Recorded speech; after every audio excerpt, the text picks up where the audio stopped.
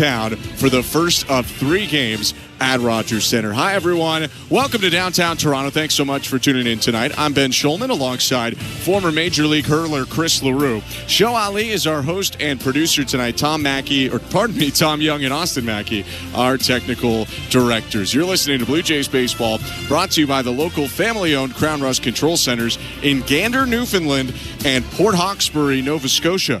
Crown is proud to be Canadian-owned and operated since 1986, so protect your vehicle from rust today at your local Crown Rust Control Center or visit crown.com. Crown, Canada's #1 rust protection. Chris Bassett on the hill today for the Toronto Blue Jays. He has been about as good as any starter Toronto has put out there this season. On the other side, one of the best in the National League, Dylan Cease, the right-hander, who's had a rocky start to his year, but over his last couple has been really dominant. He'll try to keep that going on the Rogers Center mound tonight as we get set for Blue Jays and Padres. Lineup standings, first pitch coming up on the other side. You're listening to Blue Jays Baseball, streaming at sportsnet.ca on the Sportsnet app and always on the Sportsnet Radio Network. Only Sportsnet and Sportsnet Plus bring you every game of the Stanley Cup playoffs. Things really starting to heat up. The quest continues. There's some bad blood. There's some animosity. There's some rivalries. For hockey's ultimate prize. Great players know that playoffs are a time to shine. Great play, and he scores! Wow! From 16 teams to 1 champion. You cannot script this stuff. Watch or stream every game of the Stanley Cup playoffs. Only on Sportsnet. Here for the Cup. Knock all your summer projects out of the park with Home Hardware, the official home improvement retailer of the Toronto Blue Jays and your DIY partner in making your dream home a reality. From gardens to garages, back decks to front doors, refreshes and renos, we're here to help you cover all your bases and make every summer project a home run. Visit any of our 1,000+ home hardware and building center locations where we're proud to be locally owned and genuinely Canadian. At Crown Rust Control, protection runs deep because every Crown Rust Control Center is owned by a local family who cares beyond business. Your Crown Rust Control is 100% committed to their product, to you, to their community, which is your community. Protecting you and what matters to you is equally important as protecting your vehicle. Did you know spring's the best time of year to protect your vehicle from rust? For a special spring offer, find your local family-owned Crown Rust Control Center at crown.com.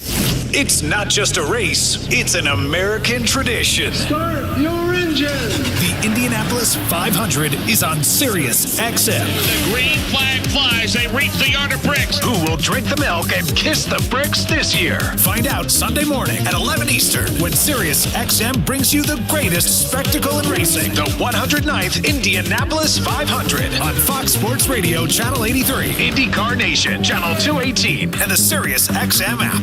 Blue Jays fans, no matter where you are, you won't miss a pitch with the Sirius XM app. Hear every game all season long. Download the Sirius XM app and search Blue Jays.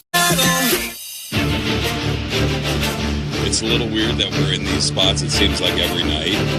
And the guys have responded well. You know, I think there's 12 comeback wins and 4 and 8 and 1-run games, I believe.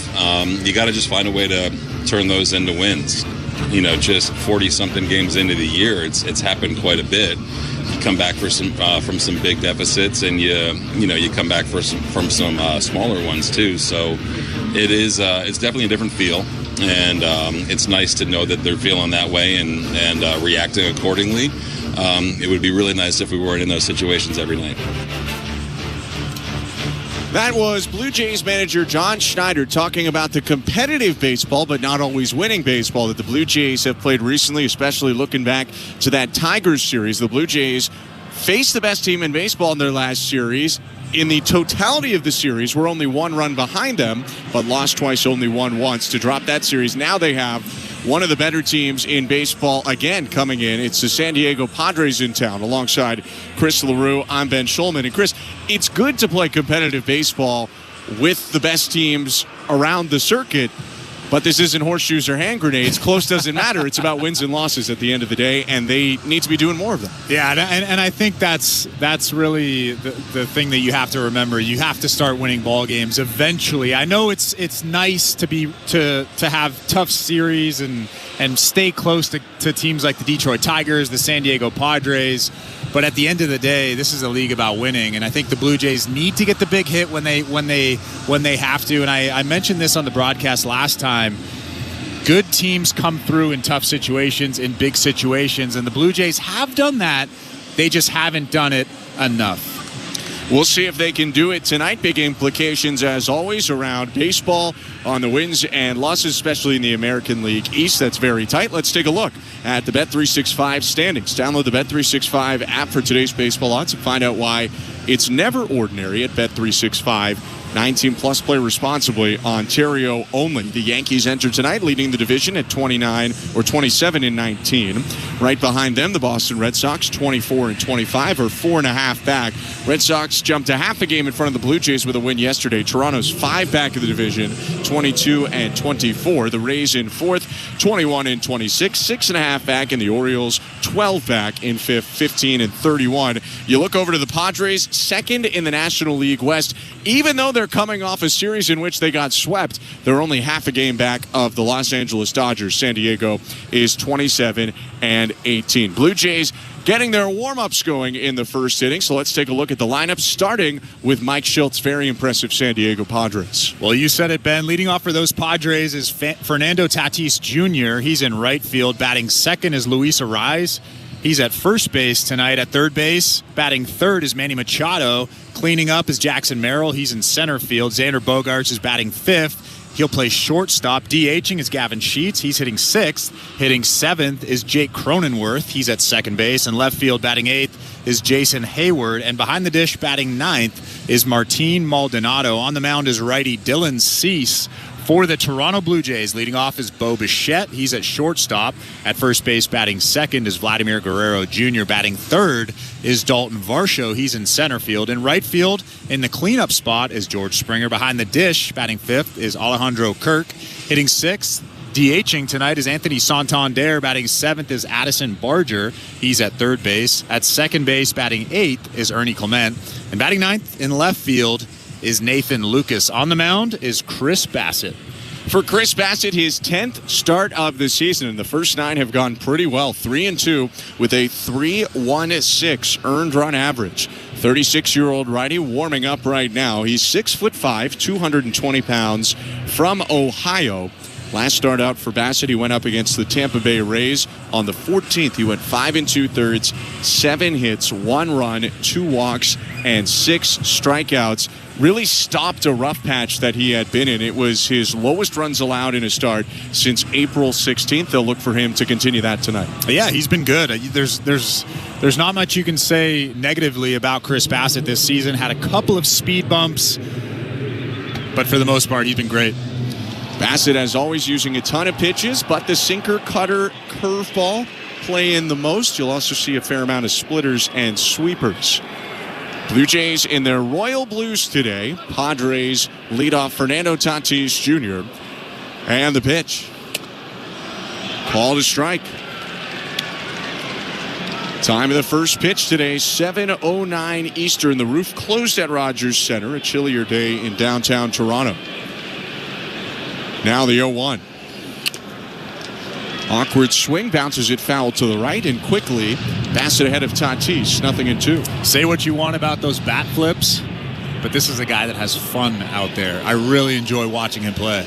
Tatis, the right fielder, right-handed hitter, 6'5", open stance. He leans back slightly. The 0-2. High, checked his swing, 1 ball, 2 strikes.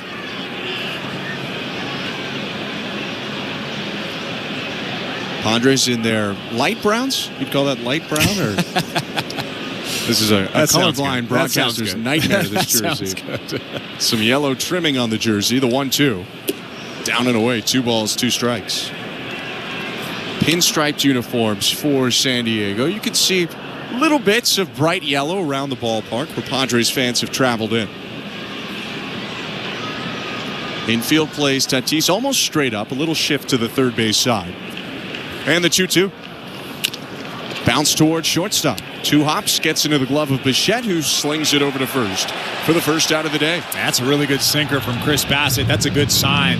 Down and in to a very tough hitter. Fernando Tatis has 12 home runs this season, so it's always scary to come down and into a power hitter. Chris Bassett does it well right there. Tatis is the home run leader of an incredibly dangerous lineup for San Diego, scoring maybe not as much as the names would suggest, but still around 4.5 runs a game. Pitch to Luis Arraez. Outside, ball 1. Tigers were just in here. They're an incredibly good team. They have a lot of names that people will know soon, or if you really dig in to teams that aren't the Blue Jays, aren't in the AL East, then you might know it. 1-0. Fouled off, 1-1. The Padres are kind of the opposite. They're beating you over the head with star power from Tatis to Arraez to Machado, who's on deck, Xander Bogaerts, some of the pitchers they have. Even Martin Maldonado. Big name. The 1-1. Arraez smokes it foul off the front fence of the third base dugout, and he's getting it a little bit from Andres Jimenez. Arraez gives it back. It's 1-2. All playful from those two. Luis Arraez from Venezuela played on the 2023 World Baseball Classic team with both Jimenez and Anthony Santander. Right on left, the 1-2. Lined out to right field, hooking toward the corner. That's down and bouncing up against the wall. Springer picks it up. Arraez jogs into second with a stand-up double. And that swing right there tells you just how good Luis Arraez is. It wasn't a bad pitch. It was a sinker down and in. But Arraez has such a short swing, and he's able to get to those balls inside. Just drops the barrel and hammers that ball down into the right field corner. This is the formula for San Diego. Arraez is on, and now they bring up big bats behind him. It's Manny Machado, longtime Oriole, brief Dodger, and now a longtime Padre third baseman. But that's also why it's so important to get Fernando Tatis Jr. Sure. 1 out. A look at second at Arraez. One more peek. Arraez is dancing back and forth. And the pitch. Machado slices it foul over the netting. 0-1. Balls and strikes tonight being handled by Nestor Ceja. Todd Tishner is the crew chief and the first base up. James Jean at second and Adam Hammery at third. Scoreless ball game, top of the first. Blue Jays and Padres. Bassett's 0-1. Fouled it off of himself, did Manny Machado. 0-2. 2 sinkers in a row on the inside part of the plate. You can tell that the Blue Jays are trying to pound Manny Machado in, not letting him get those big long arms extended. 345 career home runs for Manny Machado, although only 3 so far this year. He's been hitting really well for contact, batting .317. The 2-strike pitch. Swing and a miss. He got him.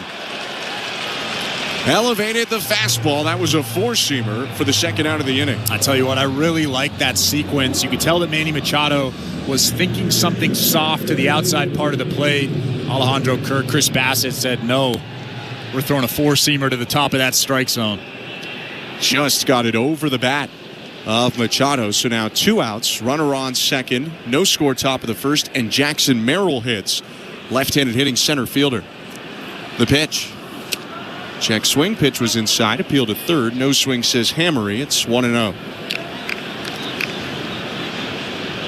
Center fielder Jackson Merrill, 6'3", 204 pounds, only 22 years old, batting cleanup for San Diego.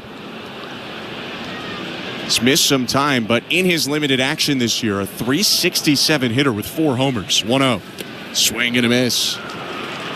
Maybe preying on the youth and inexperience of Merrill. Bassett flips in that slow curveball at 72. I wouldn't mind throwing one of those again. Jackson Merrill was way out in front of that pitch.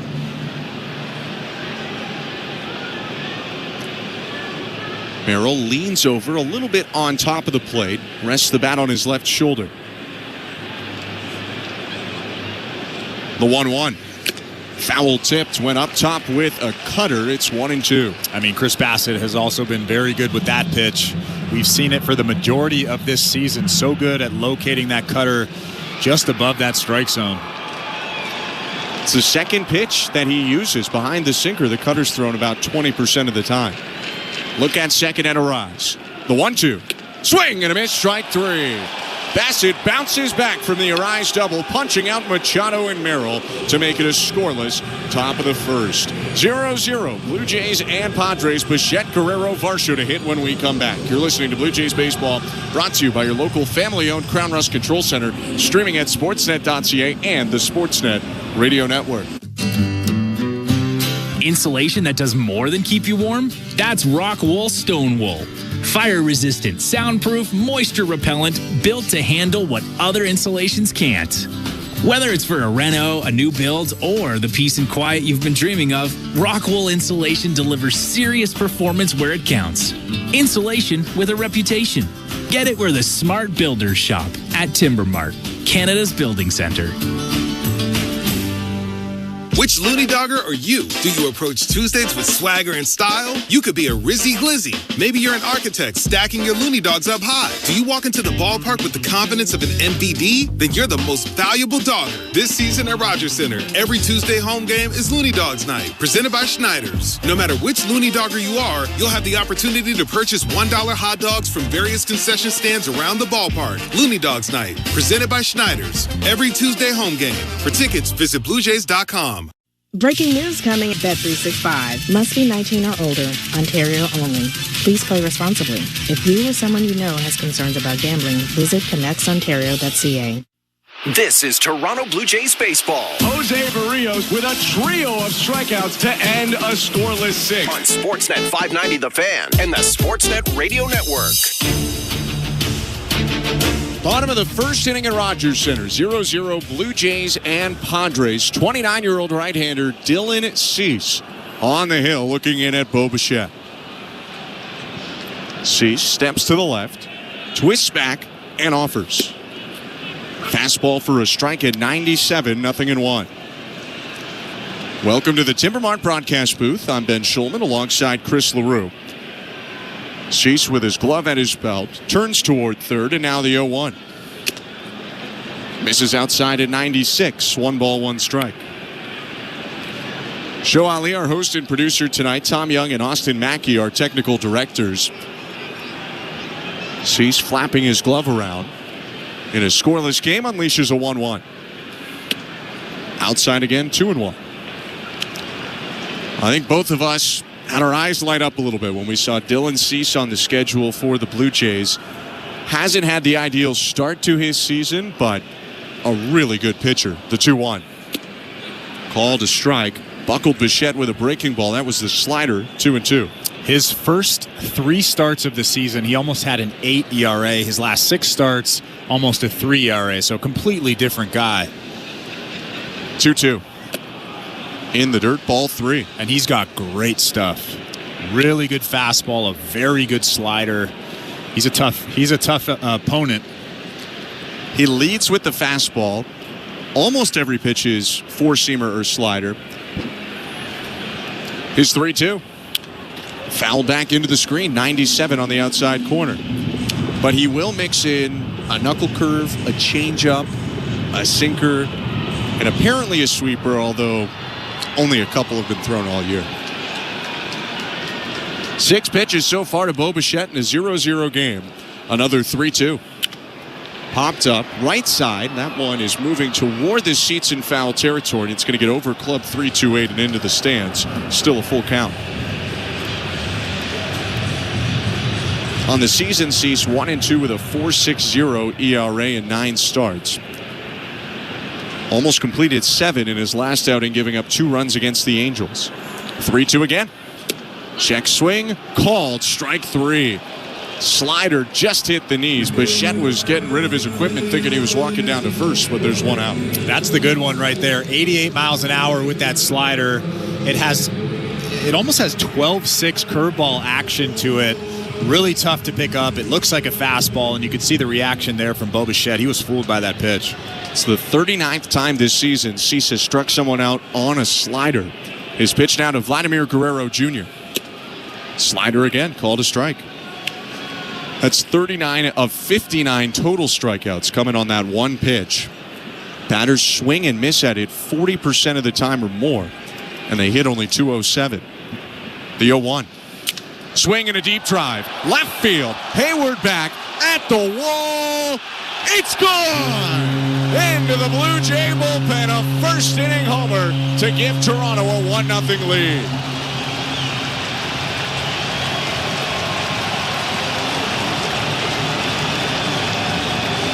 Sixth of the season for Vladimir Guerrero Jr., and it was a no-doubter off the bat. Well, that was a four-seam fastball from Dylan Cease. The first pitch was a slider. They decided to try to sneak one by him at the top of the strike zone. Vladimir Guerrero Jr. was ready for it. He was all over that pitch. Ties the team lead with his 6th home run of the year. He shares that lead with Dalton Varsho, who's up now for the Blue Jays. The pitch. Popped up foul back behind the plate, 0-1.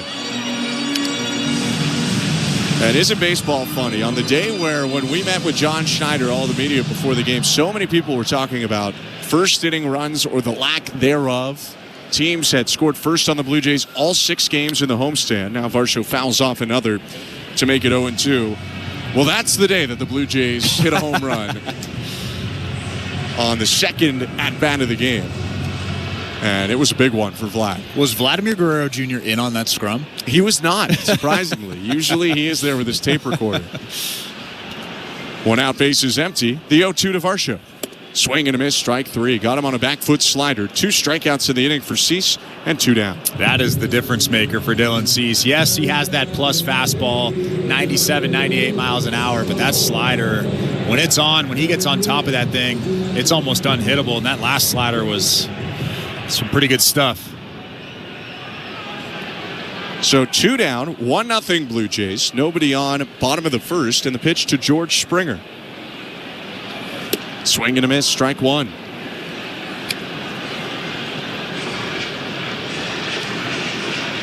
Had the Blue Jays struggled to score a run in this first inning, I might have mentioned that although they hit 302 in the first, next pitch to Springer is low, 1-1.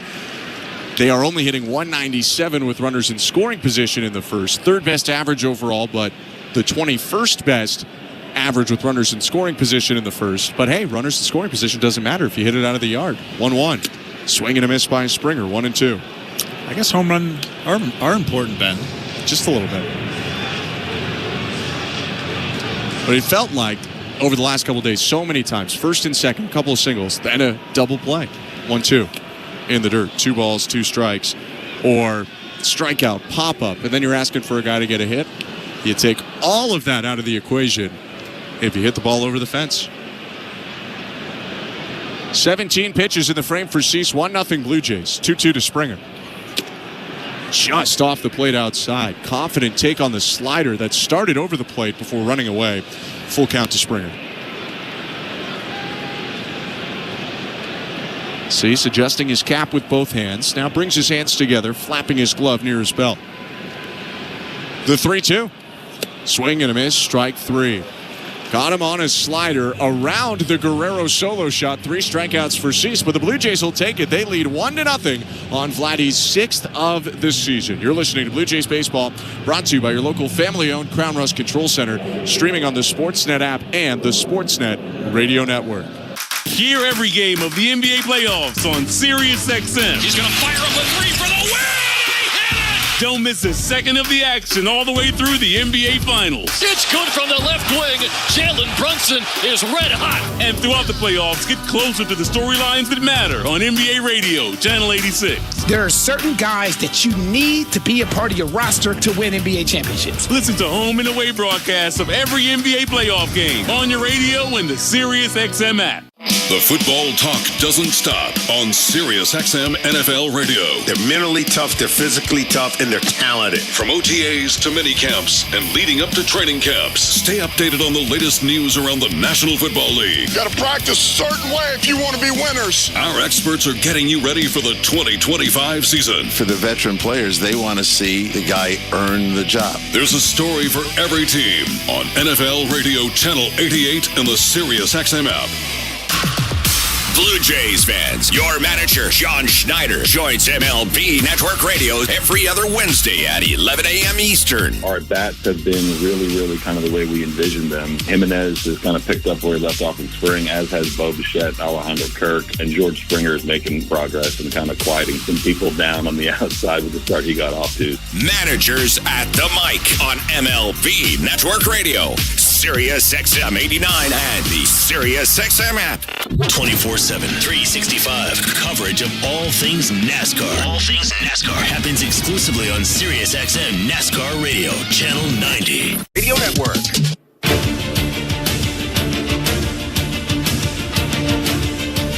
It's the second inning, presented by Bet365. At Bet365, you can bet on popular markets like hits, home runs, and total bases. Download the app and find out why it's never ordinary at Bet365. 19 plus, play responsibly. Ontario only. 1-0 Blue Jays, thanks to a solo shot in the first from Vladimir Guerrero Jr. And now protecting a lead, Chris Bassett is on to take on Xander Bogaerts. Right-handed hitting shortstop. Spread leg stance, bat above his right shoulder. The pitch. Called a strike on the inside third. Looked a hair inside. Bogaerts checked back for a moment, but didn't say much. It's 0-1. Xander didn't like that call, but that was a very good pitch. A pitcher's pitch.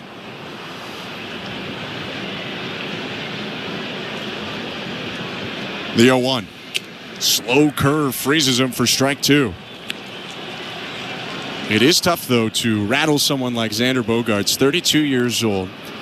The Aruban infielder played 10 years with the Boston Red Sox. This is his third year with the Padres on a mega contract that he signed before the 2023 season, 11 years, $280 million. He takes outside and low, 1 ball, 2 strikes. And about as important, maybe besides Mookie Betts, as anyone who was with the Red Sox in the 2010s, you could maybe even argue the most important of anyone on that team. The wind and the 1-2. Curve just outside. Bogaerts started to swing but held up. He's not really the same guy that he used to be. Still a very solid player, a very good player, but when he was with Boston, that was a lot of fun.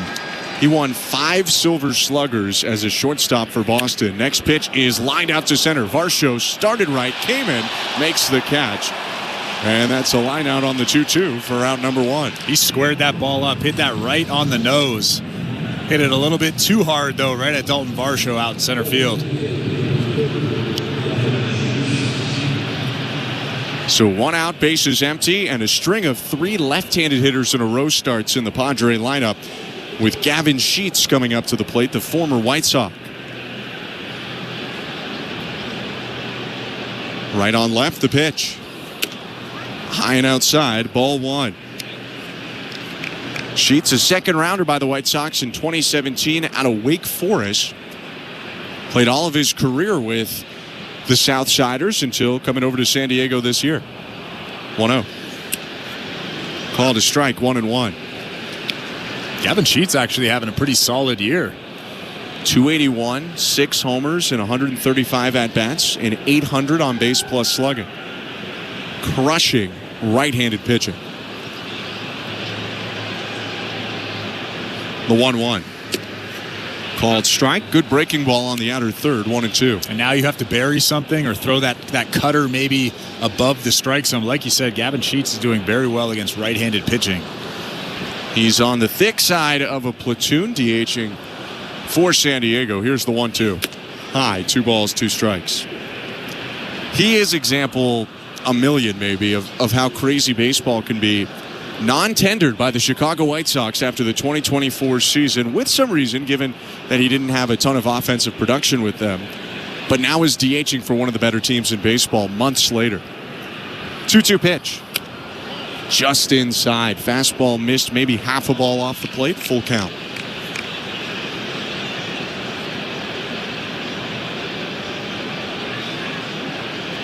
Bassett stepped off the rubber for a moment. Now back onto the third base side, facing toward third. He steps to the left, kicks, and deals. Swing and a rocket foul ball well off to the right and into one of the boxes that had an open window on the 400 level boxes. It's still a full count. I bet those people didn't think they were getting a foul ball today, especially from a left-handed hitter. Gavin Sheets was way out in front of that curveball from Chris Bassett.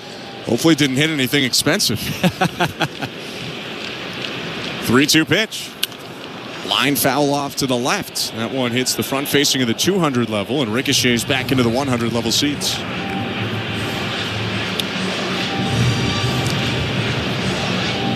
If it were a sitcom, guy brings the tray of Looney Dogs in, foul ball goes in there, hits the platter, and they're all over. Sounds like a Seinfeld episode. Could happen.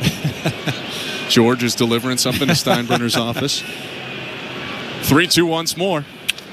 Hit sharply on the ground, backhanded at first by Guerrero. Race to the back, he beats Sheets by a couple of steps, and there are 2 outs. That's a pretty good 3-2 pitch. I'm sure Gavin Sheets is expecting something hard in the strike zone. Chris Bassett with that difference maker, that cutter to the top. Gavin Sheets hits a ground ball to Vladimir Guerrero Jr. at first base. So 2 outs for Bassett, although both guys have battled and forced him to use some pitches. Hasn't allowed a runner yet in the second. It's 1-0 Blue Jays, and the left-handed hitting Jake Cronenworth up. Left-handed hitter, knees bent in his stance. Bassett's pitch. Just outside, ball 1.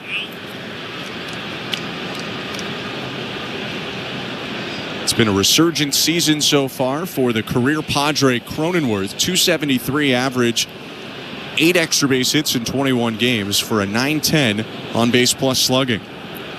1-0. Just low. 2 balls, no strikes. Did miss some time with a right rib fracture in early April. That kept him out exactly a month, but came back on May 9th. 2-0 pitch. Check swing. It was outside. 3 straight balls to Cronenworth. We've seen that quite a bit this season from Jose Barrios, from Chris Bassett. 2 quick outs, and then all of a sudden you lose command of that strike zone. Big pitch coming here. His 3-0. Called a strike. Cronenworth was taken all the way. 3-1.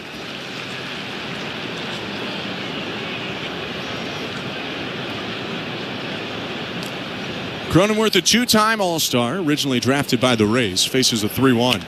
Pops it up, back behind the plate. It's going to drift toward the seats and get out of play. It's full count.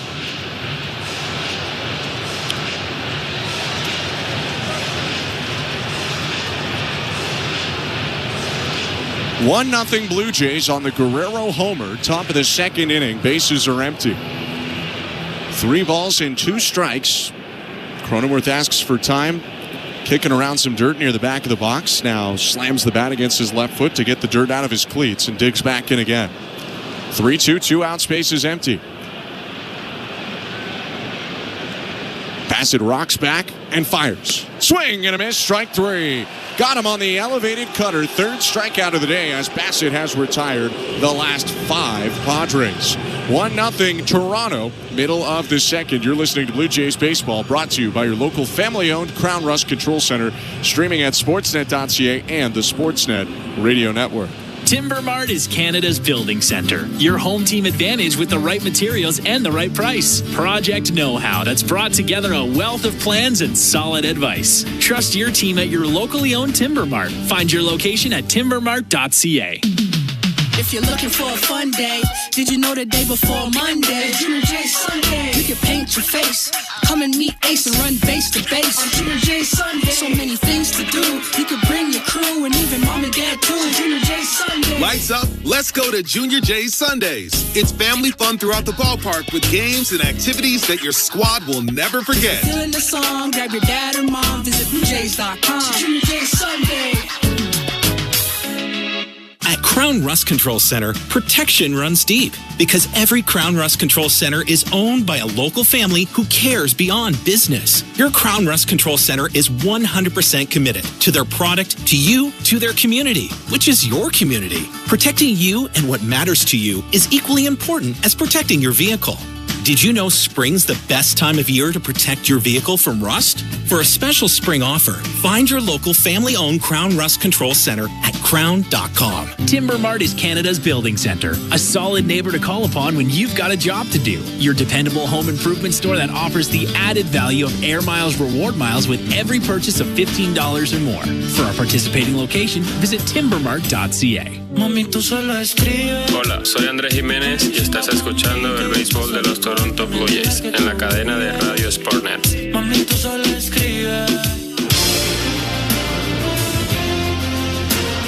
Home half of the second inning at Rogers Center. Thanks for tuning in tonight. It's 1-0 Blue Jays over Padres alongside Chris LaRue.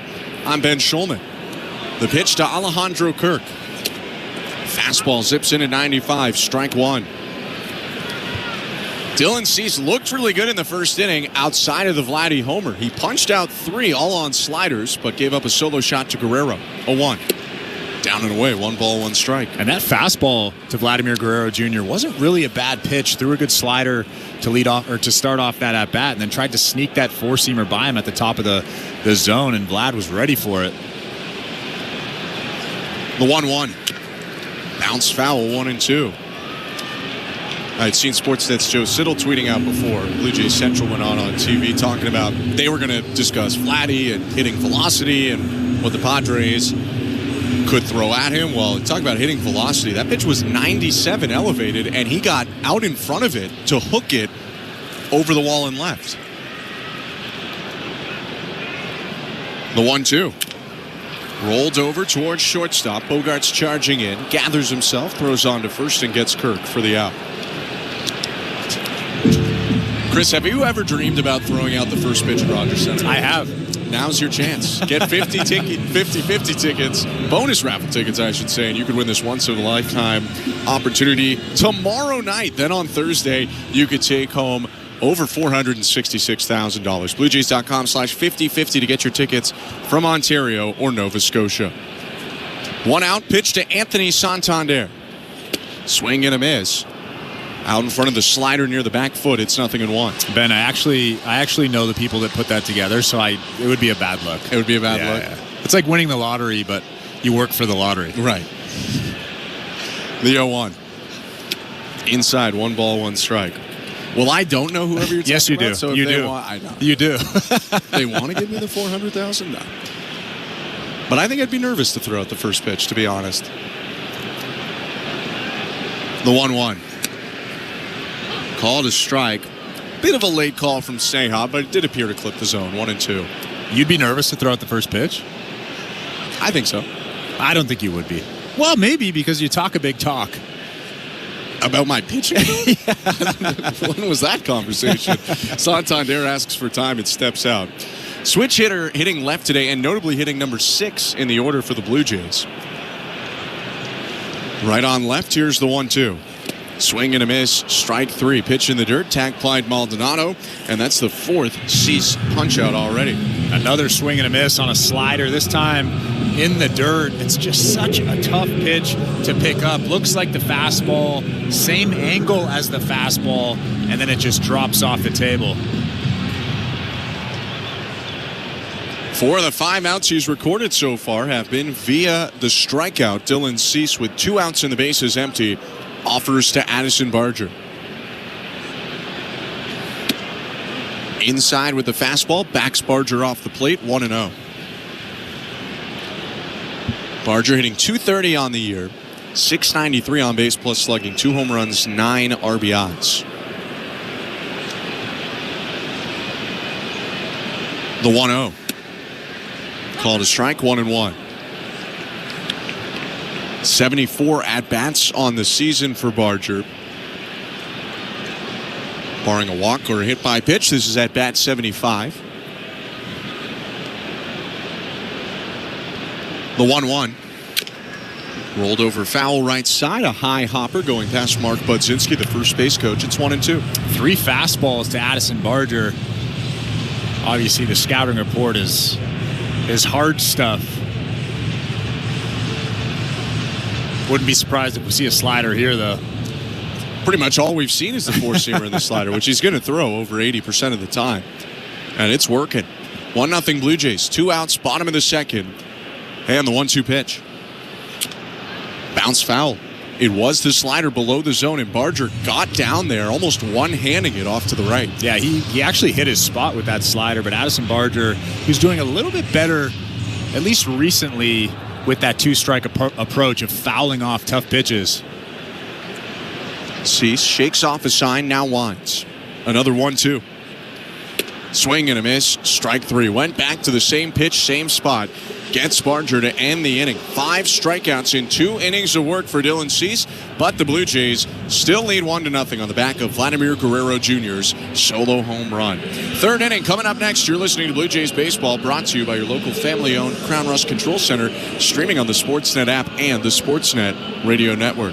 Which loony dogger are you? Do you approach Tuesdays with swagger and style? You could be a Rizzy Glizzy. Maybe you're an architect stacking your loony dogs up high. Do you walk into the ballpark with the confidence of an MVD? Then you're the most valuable dogger. This season at Rogers Center, every Tuesday home game is Looney Dogs Night, presented by Schneider's. No matter which loony dogger you are, you'll have the opportunity to purchase $1 hot dogs from various concession stands around the ballpark. Looney Dogs Night, presented by Schneider's. Every Tuesday home game. For tickets, visit BlueJays.com. Of all the things that Timber Mart can lend a hand to build, community ranks among the most important. And with the Timber Mart Local Leaders Initiative, we strive to recognize those dedicated to making their hometowns a better place to live, work, and play.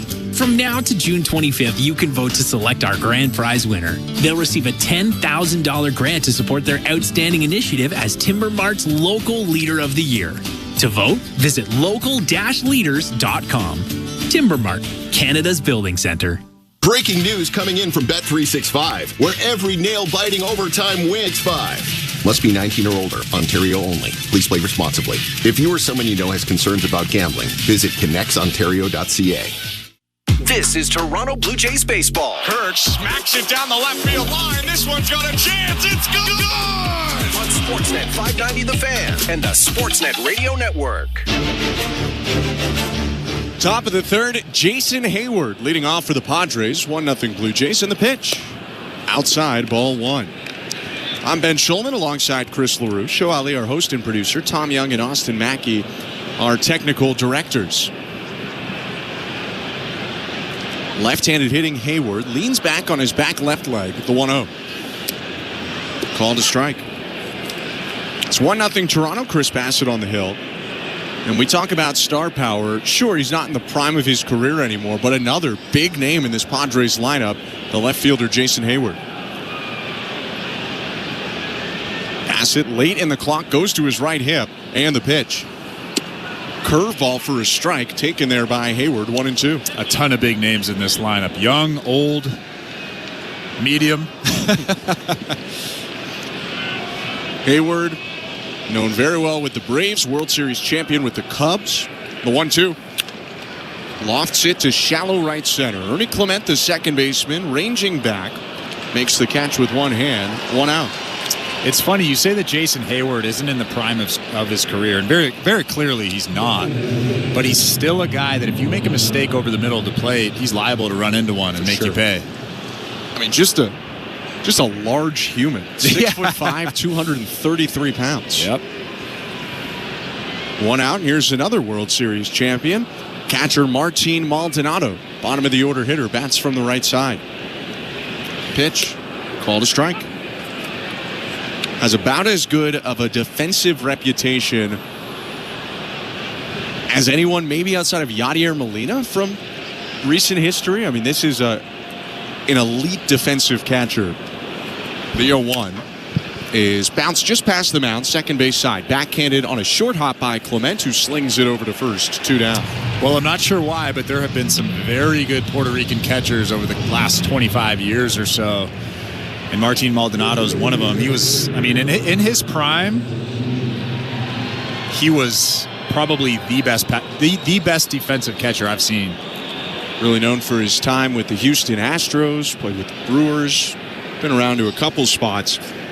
Top of the order now, 2 out, space is empty, and it's Fernando Tatis Jr. once again. The pitch, called a strike. Tatis started to turn away from the curveball that looked like it was going to hit him in the back, but it dropped into the zone. Long curly hair out of the back of the helmet for Tatis. Thick beard, mustache to connect it as well. The 0-1. Lined right field, sinking and down for a hit. Springer picks it up on a bounce. Tatis jogs to first with his first hit of the day and the Padres' second. Fernando Tatis isn't just a power hitter. He uses the big part of the field, and you could see that there with that approach. It was a sinker away, and Fernando Tatis just hammered that thing to right field. Just a good hitter. A good base runner, too. He is a threat to go right now. 8 stolen bases on the year for Tatis. He's been caught twice. Left-handed hitter Luis Ariza holds the bat off of his chest. The pitch. Outside ball 1. And I would imagine that he tries to take off at some point during this at-bat, especially with 2 outs in this inning. And with a rise up, if you can get into scoring position, he's hitting .302 after his double in the first. He can easily come up with an RBI single. 3-time batting champion, Luis Ariza, each of the last 3 years. The pitch. Called a strike. When you talk about under-the-radar stars in this league, I feel like Luis Ariza has to be near the top of that list. Sure.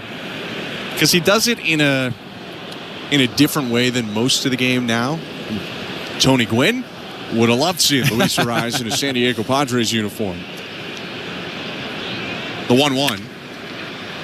Bounce to third. Picked up Barger. Tosses over to first, and that will do it for the inning. No runs on a hit. Tatis left on first after the 2-out single. 1-0 Blue Jays, middle of the third. You're listening to Blue Jays Baseball, brought to you by your local family-owned Crown Rust Control Center, streaming at sportsnet.ca and the Sportsnet Radio Network. Sports are all about moments. One of the most incredible, miraculous finishes we have ever seen. And you can hear them all. He scores! Alex Ovechkin! There's a new goal-scoring champion! As they happen. Oh my goodness! Shohei Ohtani, a sayonara swing! Live in the moment. Rory McIlroy on his knees. He's won the Masters. With live sports on Sirius XM and the Sirius XM app. Every night after the final out, the Round Trip Roundup brings you the scores, highlights, and analysis from every game across Major League Baseball, all in less than 30 minutes. Swung on and missed, strike 3 and a no-hitter. It's the perfect way to get caught up on all the night's biggest home runs and best performances. In a high drive, deep right center. It's the Round Trip Roundup on MLB Network Radio every night on Sirius XM Channel 89 and every morning on the Sirius XM app. Baseball is back. It's former general manager Jim Duquette, and every Sunday on the front office, we have you covered on everything happening across Major League Baseball. That's right, Duke. It's former big league GM Jim Bowden. Injuries, extensions, promotions, demotions, and trades. We'll have you covered on all the news. We'll bring you the front office perspective as the season heats up. Front office with Jim Duquette and Jim Bowden, Sundays at 10 a.m. Eastern on MLB Network Radio, Channel 89, and on the Sirius XM app. The Blue Jays are in flight, leading 3-0. Blue Jays fans, this is Ross Atkins, and you're listening to Blue Jays Baseball on Sirius XM. And the Sportsnet Radio Network. Bottom of the third inning in Toronto. Ernie Clement leading off for the Blue Jays. 1-0. Toronto leads San Diego. The pitch from Dylan Cease.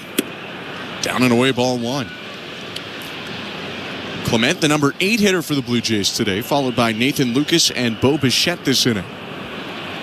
Hands high above his head. Clement faces a 1-0. Takes it for a strike, top of the zone, 1-1. Ernie's hitting .266 this year, mid-600s on base plus slugging. 7 doubles and 1 home run. The 1-1. Rolled over to third, foul, 1-2. This third inning is brought to you by the local family-owned Crown Rust Control Centers in Gander, Newfoundland, and Port Hawkesbury, Nova Scotia. Crown is proud to be Canadian-owned and operated since 1986, so protect your vehicle from rust today at your local Crown Rust Control Center. Visit crown.com. Crown, Canada's #1 rust protection. 1-2 slider, hit foul. That was about a foot off the plate, and Clement reached out to tap it away and stay alive. Ernie is slowly turning into the guy that we saw last year. He's come up with some big hits over the last couple of weeks. His approach at the plate looks a little bit better. Lots of good things. The 1-2. Bounce foul to the left. Even that one right there. That was a tough slider below the strike zone. All he was trying to do there was just foul it off and stay alive. Third year with the Blue Jays for Ernie Clement. Came up in the stretch run in 23 and then played all of last year. The 1-2. High, 2 balls, 2 strikes. You look at this year compared to last year. He hit 263 at the end of last year. He's hitting 266 this year with a better on-base percentage as well than last year. He just hasn't hit as many extra base hits yet. 2-2. Fouled off, just clips the top of the netting and goes into the seats. Still 2-2. And I think that's the key to everybody saying, oh, he's back. Hit a couple of home runs, hit a couple doubles in the gap, and then he's well on his way to having a similar season to what he did last year, really. Long battle to start the inning. Here's the 2-2. Lifted out to left. Hayward started back. Now he's racing in. Slows up. Makes a one-handed catch to his right. 1 out. Hayward took about 3 or 4 steps back towards that wall. Ernie Clement hit it off the end of the bat. A pretty big swing. So I think Hayward was fooled out there in left field. Had to come sprinting in to make that catch. He has won more than a handful of Gold Gloves in the outfield, Jason Hayward, so a good adjustment by him. And now his fellow left fielder, Nathan Lucas, hits from the left side with 1 out. 1-0 Blue Jays, bottom of the third. Cease rocks back and offers. Called strike. Welcome to the Timbermart broadcast booth. Timbermart stores are family owned and operated and know the value in giving back to the communities they serve. Now more than ever, it's important to shop local. Timbermart, locally owned, proudly Canadian. The 0-1. Lined off of Cease's back, it bounces to Xander Bogaerts, who tosses it over to first. I think that just skimmed Cease. Maybe he dodged it. 2 down either way. It looked like it might, like you said, it might have just grazed that backside. Xander Bogaerts was playing directly behind second base, positioned perfectly. I mean, if you're the San Diego Padres, if you're in that dugout, you are glad that didn't hit him. I think it just missed him as he curled his back to get out of the way. Pretty good dodge from the right-hander who goes second time through. A pitch to Bo Bichette. Swing and a high drive. Deep right field. Tatis racing to the corner. And it's foul. Had the distance to leave the yard, but was wide of the foul pole by maybe a couple feet. Well, even Bo Bichette, who has a perfect view of that fly ball, wasn't sure if it was going to land fair or foul. He was around first base when it landed foul down that right field line. Just feet from a home run.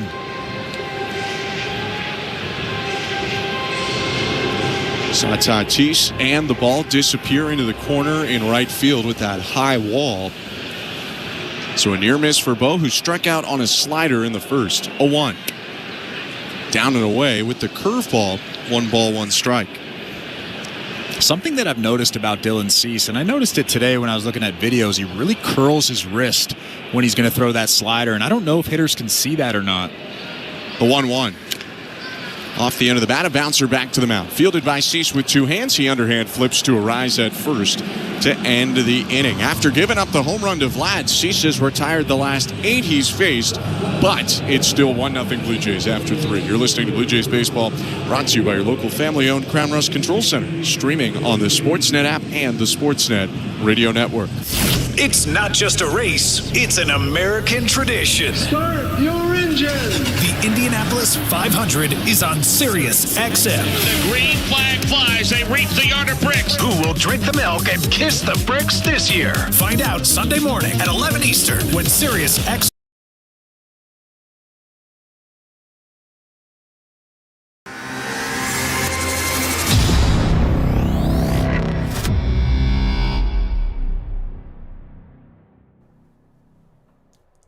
Hey Blue Jays fans, thank you for hanging out with us. What do we think so far about today's game? How are our Jays doing? Let us know in the chat and let us know where you're watching from as well. Let's see how far out Blue Jays Nation reaches here on TSI. Let us know your city and province in the chat, city and state if you're in the USA. All over the world, let's see those flag emojis. And oh yeah, you can always click our link that's pinned in the description. And that'll take you right to our live viewer map on our website so you can see where everybody else in the world is watching from. Now let's get back to the baseball. Come on, Blue Jays. Let's go. Let's pump them up. Let's get the W today.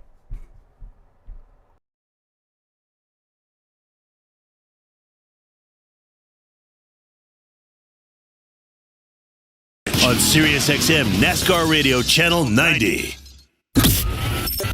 Jays fans, this is George Springer, and you're listening to Blue Jays Baseball on SiriusXM. George Springer, airborne, snatches it out of the sky. Radio Network.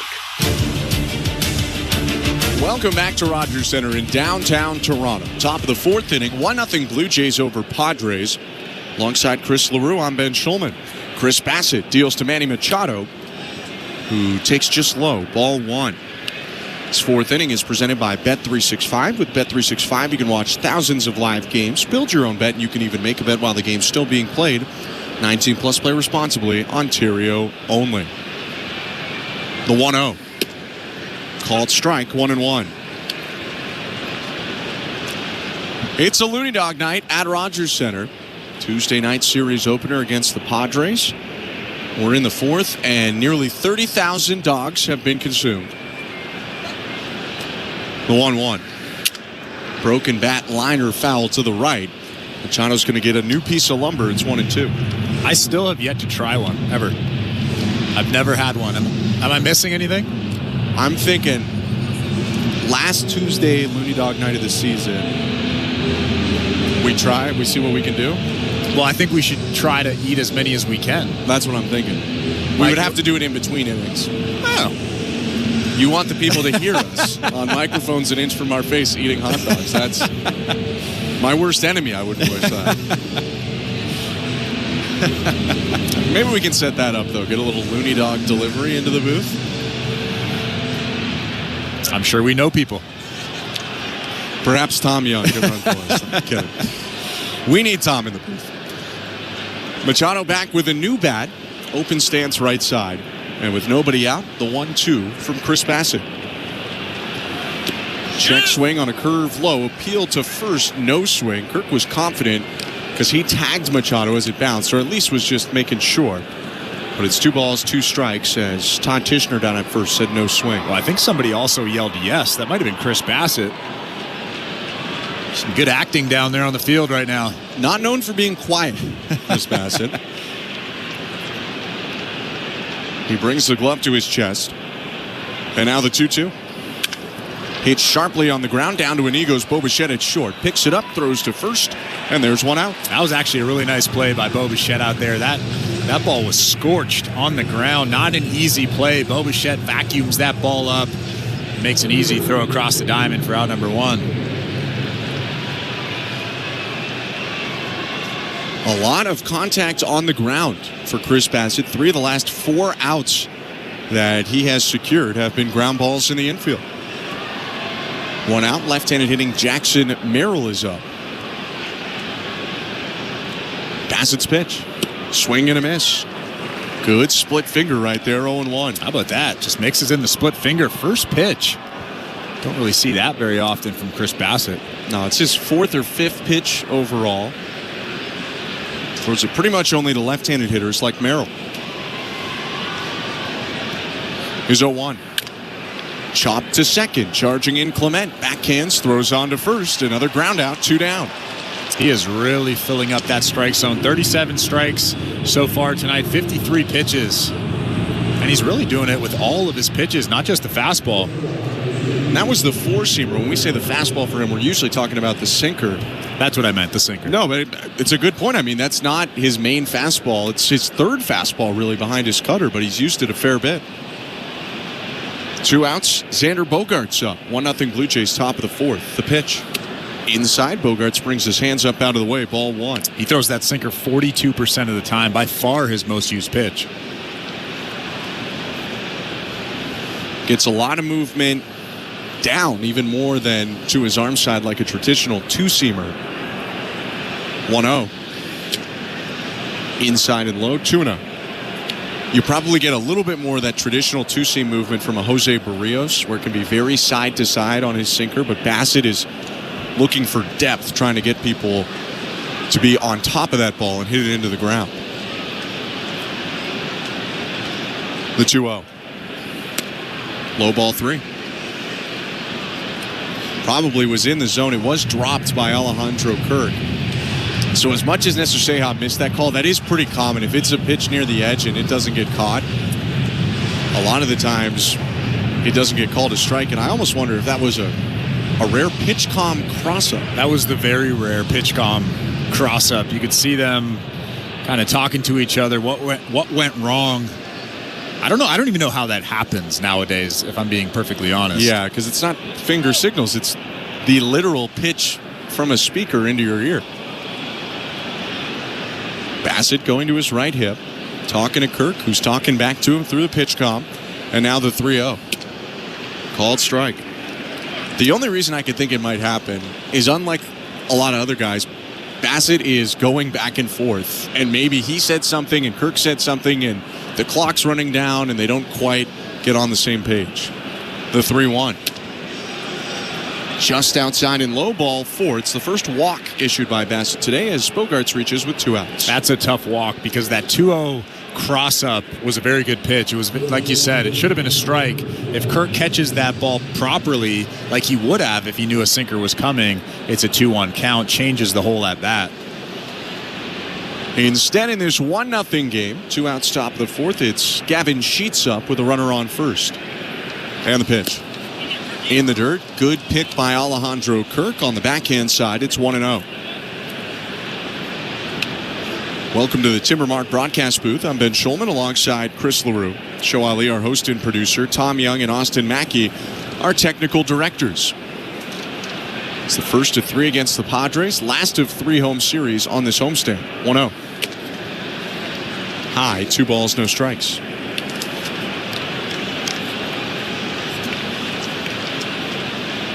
Blue Jays dropped the previous 2 home series to the Rays and the Tigers. Puts them in a tough spot where you're welcoming in a great team like the Padres, but you really feel like you have to win the series. 2-0. High and outside, 3-0. And again, Chris Bassett gets 2 quick outs, and now he kind of loses the strike zone. Lost it to Jackson Merrill. Now he's losing it to Sheets. Got to throw a strike here. Bogaerts leads off first, 2 outs. The 3-0. Called strike.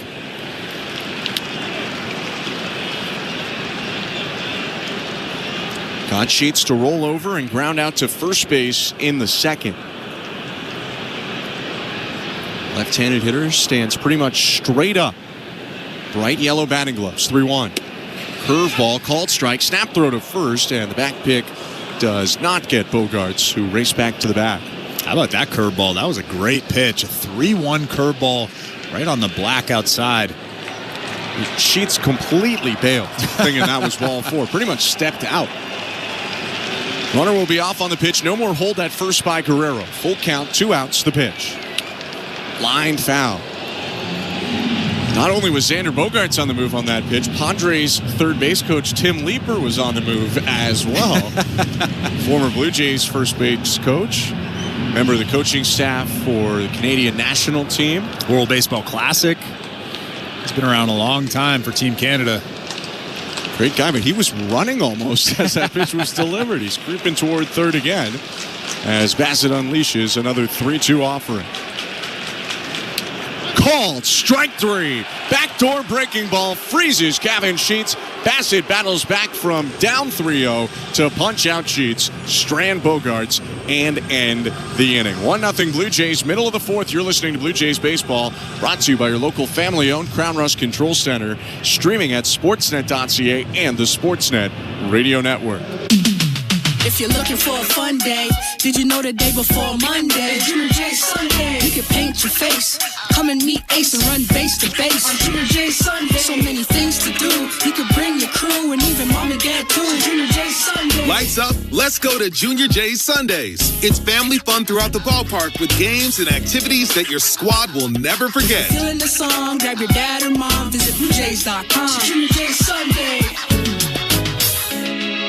At Crown Rust Control, protection runs deep because every Crown Rust Control Center is owned by a local family who cares beyond business. Your Crown Rust Control is 100% committed to their product, to you, to their community, which is your community. Protecting you and what matters to you is equally important as protecting your vehicle. Did you know spring's the best time of year to protect your vehicle from rust? For a special spring offer, find your local family-owned Crown Rust Control Center at crown.com. Breaking 365 must be 19 or older, Ontario only. Please play responsibly. If you or someone you know has concerns about gambling, visit connectsontario.ca. Hey, this is Kevin Gosman. You're listening to Toronto Blue Jays Baseball on the Sportsnet Radio Network.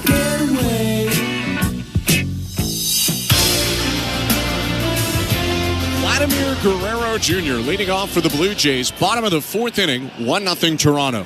First pitch cut on and missed. He gets him to chase the curve in the dirt. 0-1. Both starting pitchers have been great today, but the Blue Jays leading thanks to Vlad. Hit a solo homer on an elevated fastball in the first. The 0-1.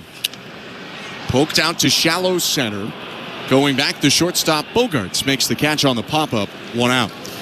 The out-of-town scoreboard is brought to you by St. Louis Bar and Grill, 100% Canadian owned and operated since 1992. Every Tuesday night, wings are just half price. Visit stlouiswings.com for details. You are welcome.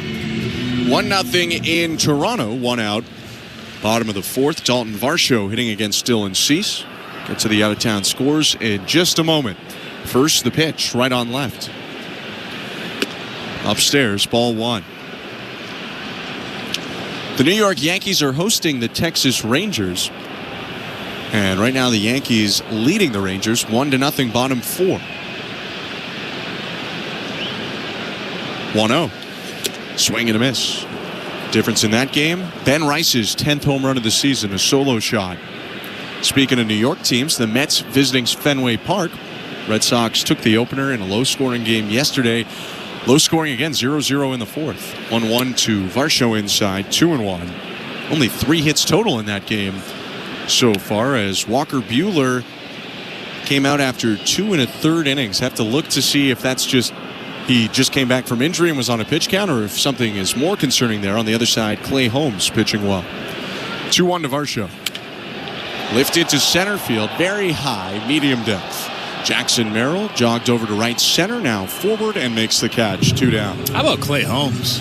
Incredible. What a stud. Him, Reynaldo Lopez, a couple guys recently making it look easy to convert from reliever to starter when it's really not. And there's very little precedent that it's actually worked in the history of the game, but they have made it work. Holmes with a sub-3 ERA right now. 2 outs in the pitch to George Springer. Foul tipped, strike 1. I did it in the minor leagues. Obviously, doing it in the big leagues is a different animal, but your body's just not used to the workload, and you wake up the next morning and you feel like you got hit by a train. Ugh. And it happened to me every single time I pitched. It was not fun. 0-1. Called strike, 0-2. And we've seen it not always go well. Jordan Hicks just got put back in the bullpen. The former Blue Jay is now in the Giants' pen after starting for a year and change. 0-2. Hit on the ground, a 3-hopper into the glove of Bogaerts. Charging forward, he throws on the run to first to end the inning. How about Dylan Cease retiring 11 in a row after the solo homer, but it's still 1-0 Blue Jays going to the 5th. You're listening to Blue Jays Baseball, brought to you by your local family-owned Crown Rust Control Center, streaming on the Sportsnet app and the Sportsnet Radio Network. Hey everyone, comedian Brian Regan here. Good news, pure comedy. I'm taking it over for the entire Memorial Day weekend. You heard right. Brian Regan is taking over Pure Comedy this Memorial Day weekend. You'll hear all your favorite jokes from Brian, as well as his own personal stories about his favorite tracks. I ain't Fig Newton's by the sleeve. Fig Newton's shavings coming off the side. So come hang with me starting Friday, May 23rd at 3 p.m. Eastern, only on Pure Comedy, SiriusXM Channel 98, or anytime using the SiriusXM app. Fantasy Sports Radio is helping you win your fantasy leagues right now on Channel 87. Say goodbye, home run Aaron Aaron Judge. From in-season fantasy baseball management to helping you prepare for your fantasy football drafts, Fantasy Sports Radio is here to help you dominate. Don't ever take a player that you don't intend to keep all year. Don't do it. It's terrible management. Fantasy Sports Radio, your home for fantasy sports. Channel 87 and on the SiriusXM app. The NASCAR Cup Series is on SiriusXM. We're back on the track Sunday, 5 p.m. Eastern. It's the Coca-Cola 600 from Charlotte Motor Speedway on SiriusXM NASCAR Radio Channel 90 and on the SiriusXM app. For up-to-date betting lines, fantasy plays, and the latest NASCAR news, catch the pre-race show before every Cup Series race. Plus, 2 hours of post-race coverage on SiriusXM NASCAR Radio Channel 90. The world's most thrilling league is now in the palm of your hand. Hear every English Premier League match all season long on the SiriusXM app. Just search for your favourite team. The Sportsnet Radio Network. It's the fifth inning, brought to you by Desjardins Insurance. Get insurance that's really big on care at Desjardins.com/care today. Alongside Chris LaRue, I'm Ben Schulman. Blue Jays leading the Padres 1-0. This game dominated early on by starting pitching. Both Chris Bassett and Dylan Cease have looked about as good today as they have all season. Still a lot of time to go, though. We're just starting the fifth. It'll be the bottom third of the Padre order. Here's the pitch to Jake Cronenworth. Low ball 1. 7-8-9 for the Padres. Cronenworth, Hayward, Maldonado. Lefty, lefty, righty. Right-hander Bassett looking in, kicks and offers. Swing and a miss.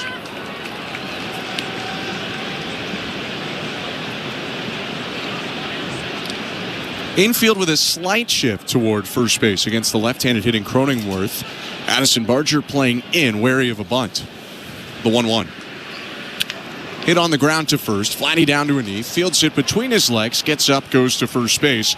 And there's one out on another ground ball forced by Bassett. Yeah, he's really locating that curveball well tonight. That might have been maybe the worst curveball he's thrown of the night, but he's thrown tonight, but it was still a very good curveball. That just tells me how good those other ones have been, located to the bottom of the strike zone, and like you said, inducing tons of ground balls. Jason Hayward is up now. He hit a pop-up to second in the third inning. He's 0 for 1, and he'll ask for time before the first pitch. Some of the curveballs he threw to Sheets to end the fourth inning, those are some of the best curveballs we've maybe ever seen him throw, landing them just barely in the zone on the outside corner. Now he winds and deals to Hayward. Bunt shown, pulled back, and the pitch taken for a strike, 0-1. Addison Barger is actually playing where Bo Bichette would normally play at shortstop. So that left side of the infield is wide open. That's why you saw Jason Hayward show bunt there. Didn't draw Barger in, though. Barger's going to remain back. The 0-1. Lined right side, base hit, down in right field. Hayward rounds first base, and he'll stop there with a rocket single with one out. He still has it. He still has a lot of power and a pretty good swing. If you leave that ball over the middle of the plate, that was just a hanging splitter, and Jason Hayward was all over that thing, hitting a pretty good line drive to right field. Hayward had a tough 2024, so he took a 1-year, $1 million contract this year. But 2023, he was great with the Dodgers. And even 24 wasn't terrible by any stretch. Pitch to Maldonado. Hayward takes off. The pitch is bounced back to the mound. Bassett picks it up. Only play is first, so we'll get the catcher who slowed into a jog. Hayward up to second, and that's effectively a sacrifice for Maldonado. Runner on second, 2 outs. That was an awkward throw to first base by Chris Bassett. You could see Vladimir Guerrero Jr. laughing after he caught that baseball. All is well when you get that out at first base. But if that throw bounces, if that throw goes over Vladimir Guerrero Jr.'s head, that's when you have a discussion of, hey, what went wrong there? Good thing the Blue Jays got that out. They're all good. Still runner in scoring position, though, and it feels like every run is going to be precious today. It's 1-0 Blue Jays. Runner on second is Hayward, and the top of the order hitter, Tatis, is up with 2 outs. Both Tatis and Bassett starting their careers in the White Sox organization. The pitch. Inside, Tatis spins out of the way. Ball 1. And you do have that open base at first base. There's 2 outs in this inning. I would probably rather face Luis Arraez, but both very good hitters. Tatis has the better numbers, but he is a right-handed hitter for Bassett as opposed to Arraez, a left-handed hitter. Like you said, though, there's no good option between those two. A look at second, the 1-0. Called a strike. Both Tatis and Arraez have hits today. Tatis with a single to right field in the third. He's 1 for 2. Arraez with a double to right field in the first. He's 1 for 2. The 1-1. At the knees, called a strike. It was a splitter, and it's 1 ball and 2 strikes. That's a great pitch right there. Fernando Tatis didn't like that call, but that is a pitcher's pitch, down and in. I'll probably elevate that cutter right here. 1-0 Blue Jays, 2 outs, top of the 5th. And the 1-2. Check swing, called, strike 3 on the inside edge. He did elevate the cutter. Tatis upset, Mike Shildt upset, but the Padres will have to go back to the dugout and get ready for defense. 1-0 Blue Jays, middle of the 5th. You're listening to Blue Jays Baseball, brought to you by your local family-owned Crown Rust Control Center, streaming at sportsnet.ca and the Sportsnet Radio Network. Hello, it's me, Katie Nolan, host of Casuals on the SiriusXM Podcast Network. It's a podcast for people who like sports a normal amount. Every Tuesday and Thursday, I'm joined by some of the biggest names in sports and entertainment to break down our favorite news stories from the sports world and beyond. It really doesn't matter what level of sports fandom or knowledge you have, just bring what you've got. We're all here to have fun and learn together. No judgments. You can find Casuals on the SiriusXM app, Pandora, or wherever you get your podcasts. And don't forget to follow the show so you never miss an episode. Love you. Mean it. U.S. Open Moments on SiriusXM. Tiger Woods' performance at the 2000 U.S. Open at Pebble Beach was the most dominant in major championship history. And Tiger Woods is the 100th U.S. Open champion in history. Tiger led wire to wire and rewrote the record books, becoming the first player to finish an Open double digits under par in a remarkable 15-shot win. U.S. Open week begins June 9th on Channel 92 in the car and on the SiriusXM app. An exciting new era has just arrived. In 2015, Jordan Spieth produced a year for the ages. The Masters, the U.S. Open, the ridiculous putting.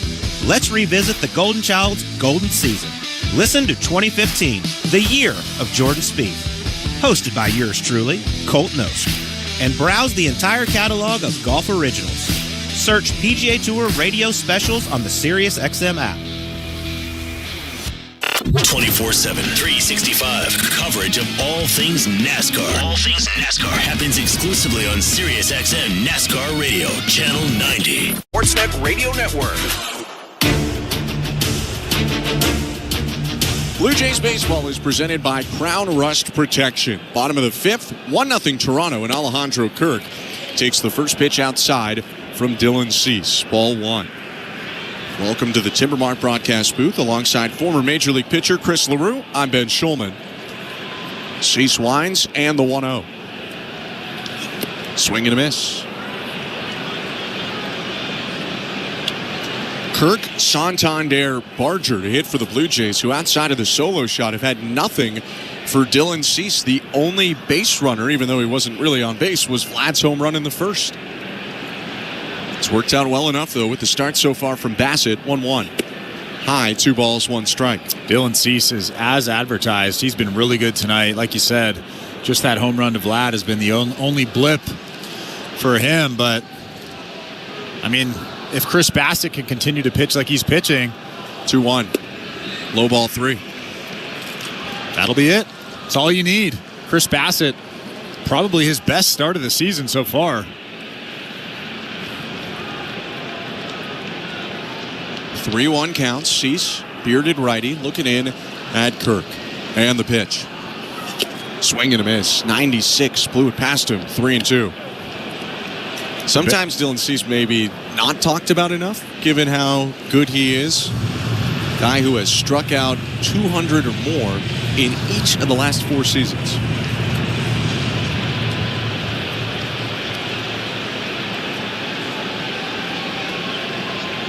His 3-2.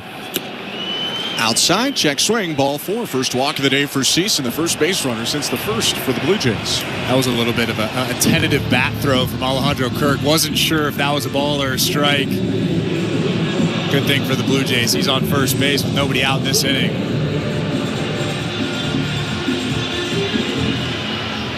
Kirk aboard with the infamous leadoff walk from Dylan Cease. We'll see if the Blue Jays can make him pay. It's Anthony Santander up. Switch hitter batting left. First pitch, swing and a miss. Strike 1. So Santander down to number 6 in the lineup today. We saw him hit 5th, but that was on a day when George Springer was out. But now with everyone in there, John Schneider has sent him down a couple spots. The 0-1. Swing and a line drive. Deep right field. Turning around Tatis. It's out of here!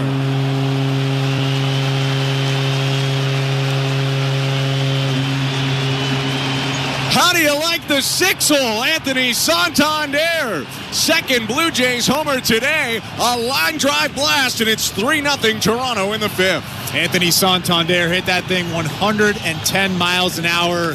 He hit that right on the screws. I think there's less pressure on him now. He doesn't feel like he has to produce as much as you do when you're in the 3-hole or the 4-hole. He gets his pitch over the middle of the plate, and he absolutely smashes it to right field. On a day of really good sliders from Dylan Cease, that was maybe his worst one. Left it over the middle. That was definitely his worst one, man.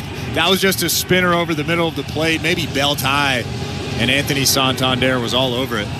His 6th home run of the season to tie Guerrero and Varsho for the team lead. And he wasn't sure that was getting out. It was a low liner for a guy that usually golfs more picturesque home runs. So he was sprinting until he saw it get over the wall. But the Blue Jays will take it any way they can get it. The home run from Santander, it's 3-0. And Addison Barger takes a strike, 0-1. Talking at the end of the dugout with Edwin Encarnacion. He's still wearing the jacket, Santander. Feeling good right now. 0-1 pitch. Lined left side and a bouncer through the hole into left center field. After a couple of homers, the Blue Jays have their first hit today that didn't leave the yard. It's a single for Barger. Well, that was a really good approach. Xander Bogaerts, the shortstop, was playing behind second base. Manny Machado was sort of close to third base, so there was a big hole on the left side of the infield. Addison Barger got a 4-seam fastball on the outside part of the plate, and he hammered it through that hole. Last 3 Blue Jays have reached after Cease retired 11 straight coming into this inning. The pitch to Ernie Clement. Barger takes off. He gets stuck in the glove of Maldonado, and the throw to second bounces out of the glove of Cronenworth. It's a stolen base for Barger, who didn't get his best jump there, but maybe benefited a little bit from Maldonado and Cronenworth's misplays. If Martin Maldonado didn't double pump on that, Addison Barger would have been thrown out by 20 feet. 100%. But it won't say that in his stats at the end of the year. Pitch was a ball. Now the 1-0. Clement squares to bunt. Good one. Bunted to third. Picked up Machado. Throws over to first to get Clement by a step. Barger advances to third base on a good sacrifice bunt. And there's 1 out. That was textbook from Ernie Clement. With a guy on second base, you're supposed to bunt that ball to the third base side, force that third baseman to field the ball, and that was absolute perfection from Ernie Clement. I mean, almost a bunt for a base hit, but you have the slick fielding third baseman, a former shortstop in Manny Machado.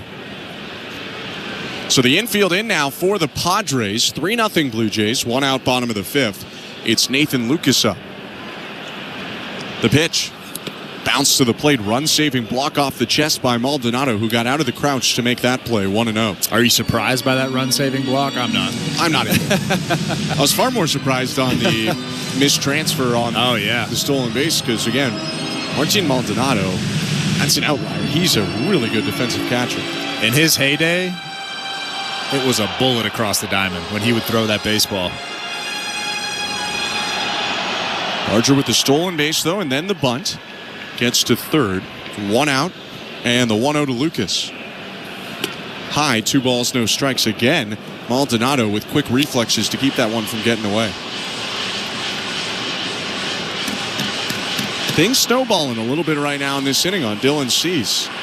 Missed on a close pitch for a 3-2 walk and then hung one to Santander for a 2-run homer. Single and sac bunt since. 2-0. Called a strike. Gets back in the zone with 96 on the outer third. That's a good take. If you're up 2-0 in the count, you want something middle in. You don't want that pitch away. Nathan Lucas takes that tough fastball away.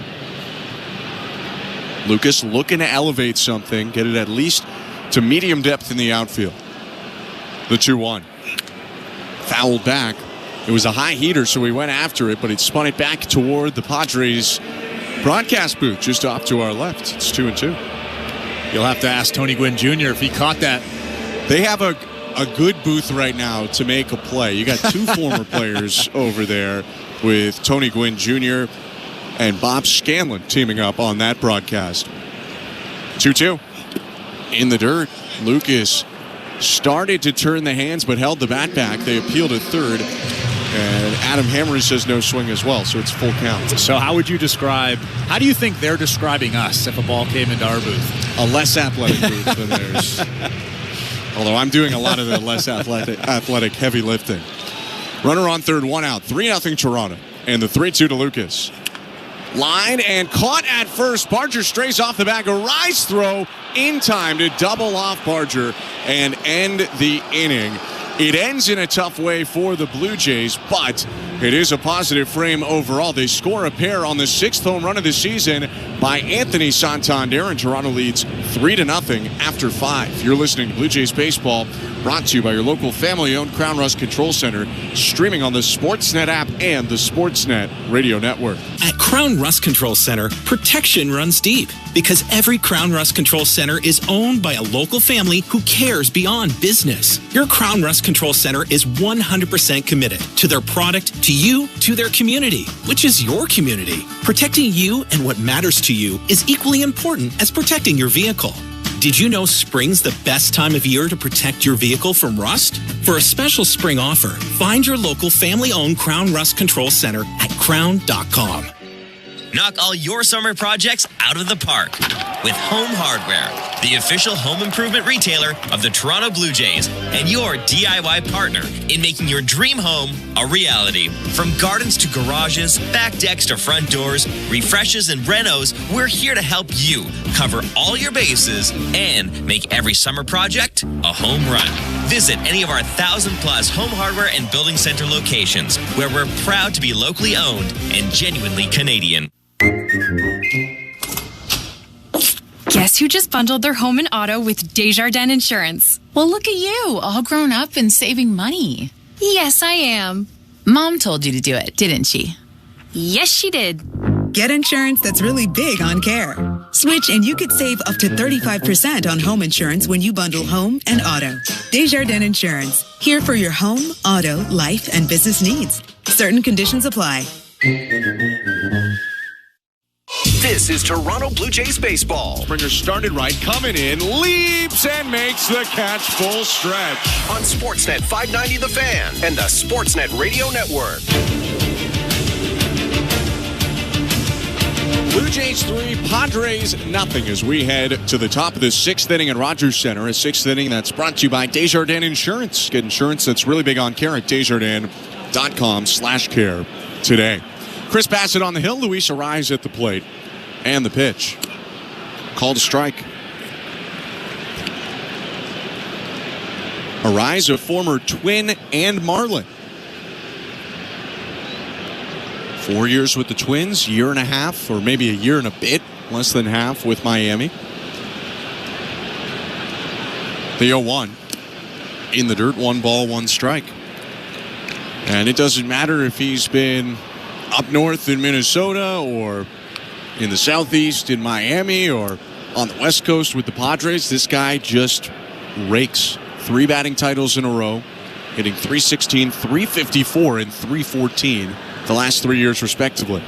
1-1 is outside, 2 balls, 1 strike. He is a career .321 hitter. Career. In this day and age too, where averages are way down.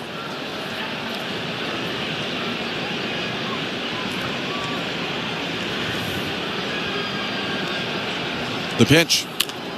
Line foul, 2 balls, 2 strikes. And you could see just how frustrated he is with himself. That was a very hittable pitch on the outside part. That's really a pitch that he does a lot of damage on, that fastball away, and he fouls it off and very noticeably upset with himself. That's a pitch he constantly just flips over the head of the shortstop, gets aboard with a leadoff single, what he's trying to do right now. Hits in 7 straight for a rise. The wind and the 2-2 from Bassett. High, 3 balls, 2 strikes. Even if you get him out, what you pretty much can never do is strike out Luis Arraez. He has struck out 3 times this year in 160 at-bats. He barely even swings and misses, let alone trying to get him to do it in a 2-strike count. 3-2 pitch. Lined right field, hooking, and down foul. Bounces off the retaining wall and skips back into the field of play. And that's why the approach from pitchers should be, if they get 2 strikes, just throw a good pitch at the bottom of the strike zone. He's not going to swing at that elevated fastball. He's not going to swing at that slow breaking ball in the dirt. 3-2 again. Hit away foul. Pitch just above the zone, a cutter that he beat back into the stands. And that cutter there was maybe a half a ball above the strike zone. Luis Arraez fouled it off, but you could see him slamming his bare hand into his helmet. Probably it's upset with himself that he actually swung at that close pitch. He knew it was a ball. Left-handed hitter leans over the plate. And the 3-2 hit foul again. What a 2-strike approach. It's so fun to watch. Like I would almost enjoy just seeing him up there with 2 strikes every time. Put him on him right away. Yeah. He swings and misses 3% of the time that he swings. 3-2. Hits softly to second, picked up by Ernie Clement, and he'll throw it over to first, a ground out for the first out of the inning. That's a good pitch. A cutter on the inside part. He's not perfect. You can get him out. You just have to make a good pitch that's in the strike zone. That swing and miss rate, or whiff rate, as many call it, 3%. It's almost unbelievable. It's the best in the big leagues by far. Would you say, at least in my opinion, would you say Steven Kwan is the next best contact hitter in baseball? Or in the mix, at least? I would say they're just as annoying to face. Right. Pitch here to Manny Machado. Curveball for a strike, 0-1.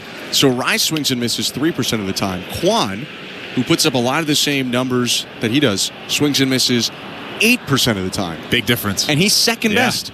Big difference. More than double, almost triple. 0-1 to Machado. Swing and a miss, nothing in 2. Speaking of other players and other teams, go over to the St. Louis Bar and Grill out-of-town scoreboard in a moment. But for now, it's 3-0 Blue Jays at Rogers Center. Top of the 6th. Bases are empty with 1 out. 0-2 to Manny Machado. High, 1 ball, 2 strikes. Yankees have doubled their lead over the Rangers. Ben Rice again, this time with a sacrifice fly, makes it 2-0 Yankees. Top of the 6th in the Bronx. It's 2-0 Red Sox over the Mets. Carlos Narvaez and Rafael Devers with solo homers. That game in the 6th. 1-2. Machado takes it up top. 2 balls, 2 strikes. In Tampa Bay, it's 2-0 Houston over the Rays. Jake Myers with an RBI double. Isaac Paredes with a home run against his old team.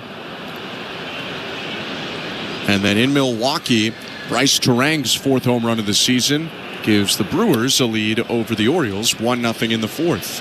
Bassett misses down and away, and it's full count to Machado with 1 out. All of our out-of-town scores brought to you by St. Louis Bar and Grill. 3-0 Blue Jays. And the pitch. Hit in the air center field. Varsho sprinting back.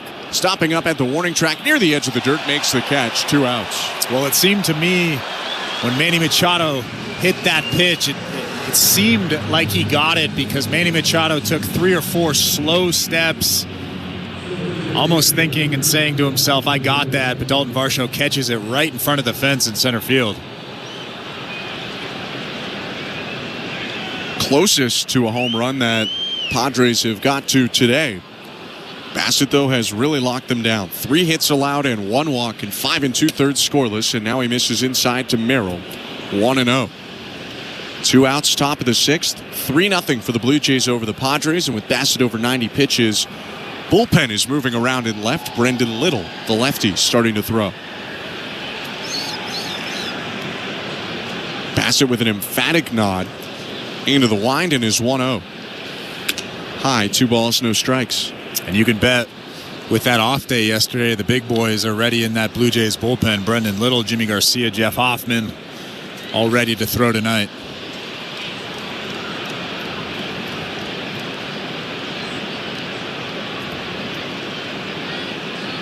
Bassett set with his glove at his chest and the 2-0.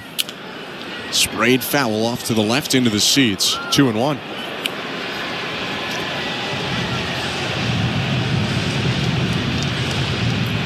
Merrill adjusts his helmet. The 22-year-old hunched over in his stance. Waves the bat around above his left shoulder. 2-1. Ripped through the right side. A 3-hopper into right field for a base hit. This is the future of the Padres. That was one of the few missed locations today for Chris Bassett. Alejandro Kirk wanted that sinker away, almost on the black outside. It leaked back over the middle of the plate. And like you said, Jackson Merrill's a very good young hitter. Doesn't miss many mistakes, and he hammered it through the right side. So Merrill aboard, 2 outs, 3-0 Blue Jays over San Diego. And Xander Bogaerts is up. Merrill's athletic, but he's only swiped 1 base this year. He's been caught once. Chatting with Vladimir Guerrero Jr. as Alejandro Kirk goes out to the mound to talk to Bassett. As Bassett gets a sec, we can run through some of the other out-of-town scores on the St. Louis Bar and Grill out-of-town scoreboard. 1-0 for the Pirates over the Reds right now in the 7th. Brian Reynolds with an RBI single in that one. Cubs are beating up on the Marlins right now in the 7th in Miami. It was a 1-1 game until the Cubs had an 8-run 6th inning. Chicago looking to keep that lead in the AL Central. Nationals right now taking on the Braves. 4-3 Washington in the top of the 7th, or that game actually at the 7th inning stretch. Another good day for the very impressive James Wood, a former Padres minor leaguer. Mound meeting over. Alejandro Kirk crouching behind home plate. Xander Bogaerts up with a runner on first. 2 outs, 3-0 Toronto. The pitch. Inside, ball 1. You said a lot of nice things about James Wood when the Nationals were in Toronto. I hadn't really seen him in person, but you had. I mean, the guy is huge, and he's a whole lot more than just a big body. 1-0. Inside, 2-0. But the Padres decided to move him, reluctantly, I believe.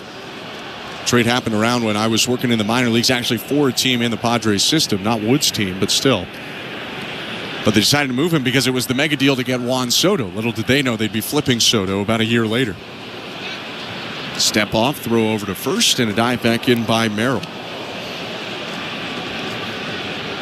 Chris Bassett behind in the count now, 2-0. This is a big pitch, especially to a good hitter like Xander Bogaerts. Feels like maybe his last batter as well. Bassett's 97th pitch. Curve misses inside, ball 3. Could hear a little frustration there from the Blue Jay hurler. Approaching 100 pitches, you have the lefty Little ready to go when you need him, and a left-handed batter on deck in Gavin Sheets. 3-0. Fastball poured over, hit the inside edge, strike 1.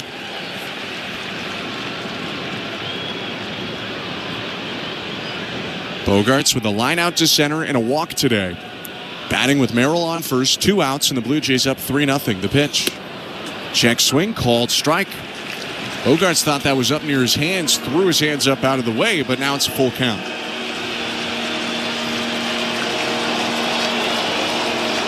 Runner Merrill will be off from first on the pitch. 3-0 Blue Jays, top of the 6th. Full count, 2 outs. Bassett kicks and offers. Swing and a miss, strike 3. How about 6 shutout innings from Chris Bassett to keep the Blue Jays on top 3-0 over the San Diego Padres. Middle of the 6th inning, you're listening to Blue Jays Baseball, brought to you by your local family-owned Crown Rust Control Center, streaming at sportsnet.ca and the Sportsnet Radio Network. Bills will make you dance. Feel the energy and the impact of SiriusXM Octane. Immerse yourself in a community of hard rock extremists. premieres, live performances, and artist takeovers. A giant thank you to the entire Octane community for keeping rock alive. Turn up new hard rock. Turn up Octane. Tonight, Channel 37 and at home with the SiriusXM app. While you're listening to this game on SiriusXM, we're talking about the latest odds and prop bets for this and every game on Sports Grid Radio. The under's minus 125. Heavy juice to the under. Every home run hit and every strikeout thrown can change the line. I can't for the life of me figure out how you can favor a team that never wins, ever. If you're looking for sports talk centered around the latest odds and prop bets for games, races, tournaments, or any sporting event, Sports Grid Radio, SiriusXM, Channel 159. No one brings you the passion of the beautiful game quite like SiriusXM FC. Would you believe this? Whether it's live matches from the EPL, MLS, the NWSL, or the UEFA Champions League. This is sensational! Or live talk shows featuring the sport's most entertaining experts. You don't get to say, I don't feel like making that play right now. You make the play. It's the world of soccer at your fingertips. How mouth-watering is that? SiriusXM FC, Channel 157 in the car, and streaming on the SiriusXM app. 24/7, 365 coverage of all things NASCAR. All things NASCAR happens exclusively on SiriusXM NASCAR Radio, Channel 90. Sportsnet Radio Network. Bo Bichette leading it off for the Blue Jays. 3-0 Toronto, bottom 6. Pitch from Dylan Cease. Low ball 1.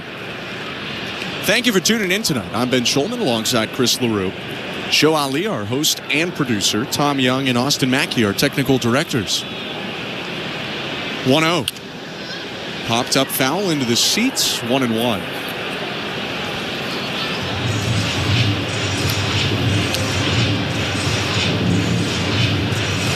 Show Ali pitching a shutout right now. Both starters have been good. We've had no mid-inning pitching changes. Work him in soon. Sometimes he needs a break. Yeah. I mean, he was doing Jays, Leafs double duty, West Coast swing. He's had a rough couple of weeks. Everyone needs a break after the Leafs. 1-1. Called strike 1-2. Again, Ben, you know this is a national broadcast, right? That's true. Most of you are very happy. In and around this ballpark, everyone needs a break. Slow wind, 1-2. Bichette pounds it into the ground, first base side. Cease over to the line to pick it up. He's going to take it to the back himself. Why not? Steps on first, and there's one out.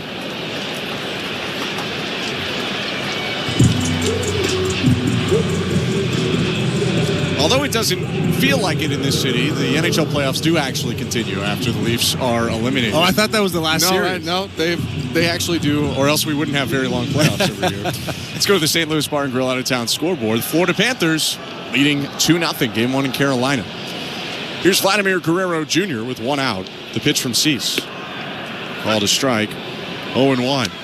Aaron Ekblad, Carter Verhaeghe with first period goals for the Panthers, who are still on a march to try and defend their Stanley Cup. Out-of-town scores brought to you by St. Louis Bar and Grill. Here's the 0-1 from Cease. Bounced on the ground to the right side, picked up by the second baseman Cronenworth, who tosses over to Arise, 2 down.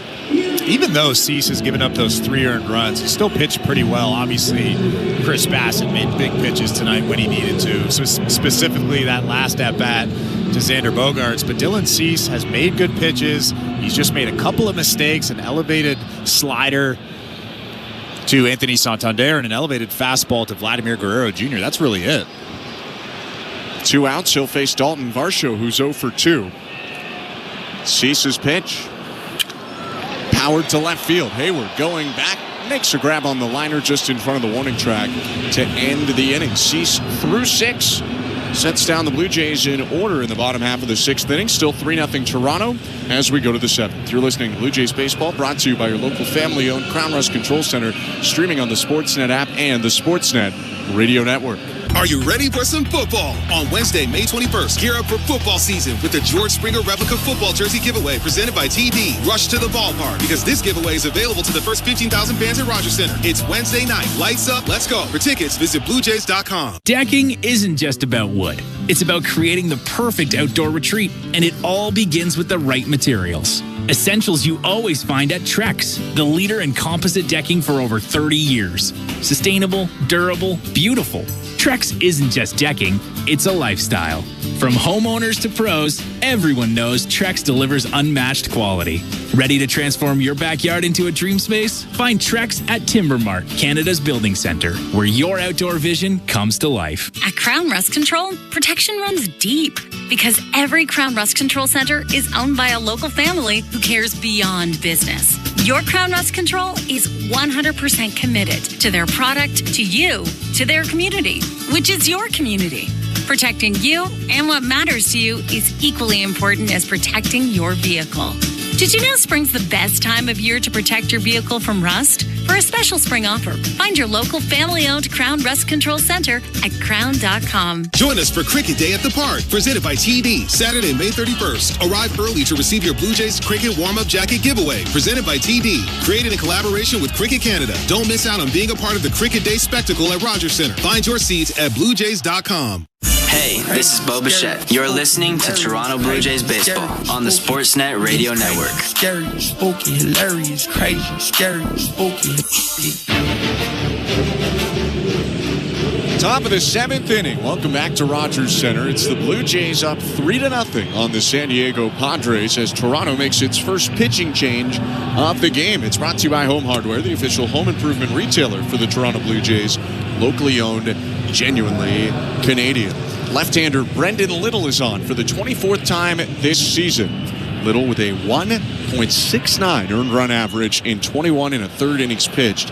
He's punched out 33 while walking 10 in under 22 innings. He's been good, Ben.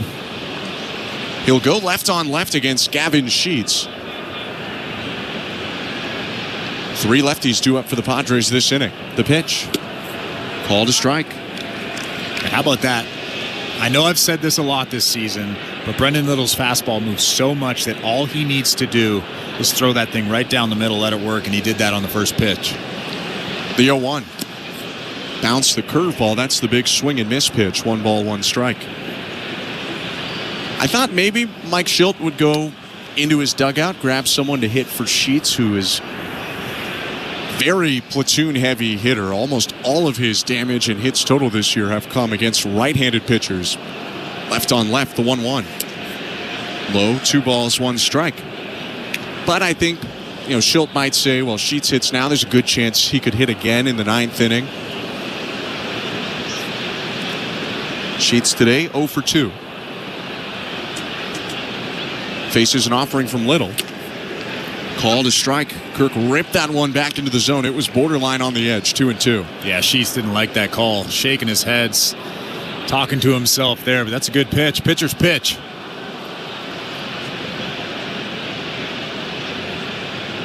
Two-two. Lined over the mound up the middle, a base hit into center field. So Schilt bets there on Sheets against the numbers, and it pays off as the Padres have the leadoff runner aboard. That's just a good approach from Sheets. It was a curveball right down the middle, maybe on the outer third, but he just uses the big part of the field, didn't try to pull that pitch, and just hit it on the ground back up the middle. 5th hit today for the Padres after Chris Bassett went 6 innings, 4 hits allowed, no runs, 1 walk, and 6 strikeouts. One of those strikeouts was against Jake Cronenworth, who hits now with a runner on first and nobody out. The pitch. Outside, ball 1. Addison Barger is playing in at third, and just because Guerrero is holding on the runner, he's kind of in at first. Although I'd be surprised if the Padres tried to bunt here, playing for 1 run, down 3-0. Next pitch, hit on the ground up the middle. Clement picks it up at second, flips to Bichette 1, over to first. Double play! 4-6-3, the Blue Jays turn it. There are 2 down, although Mike Schilt and the Padres at least taking a look.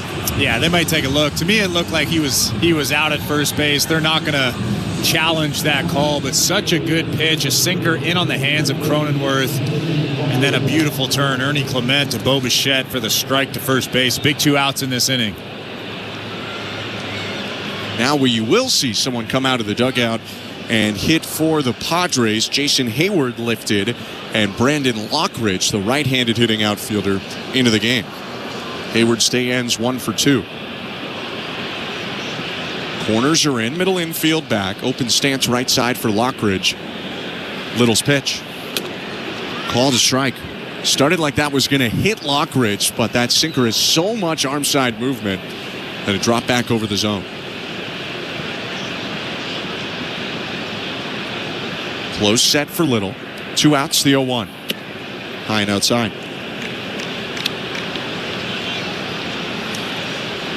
Brandon Lockridge playing in his 37th Major League game.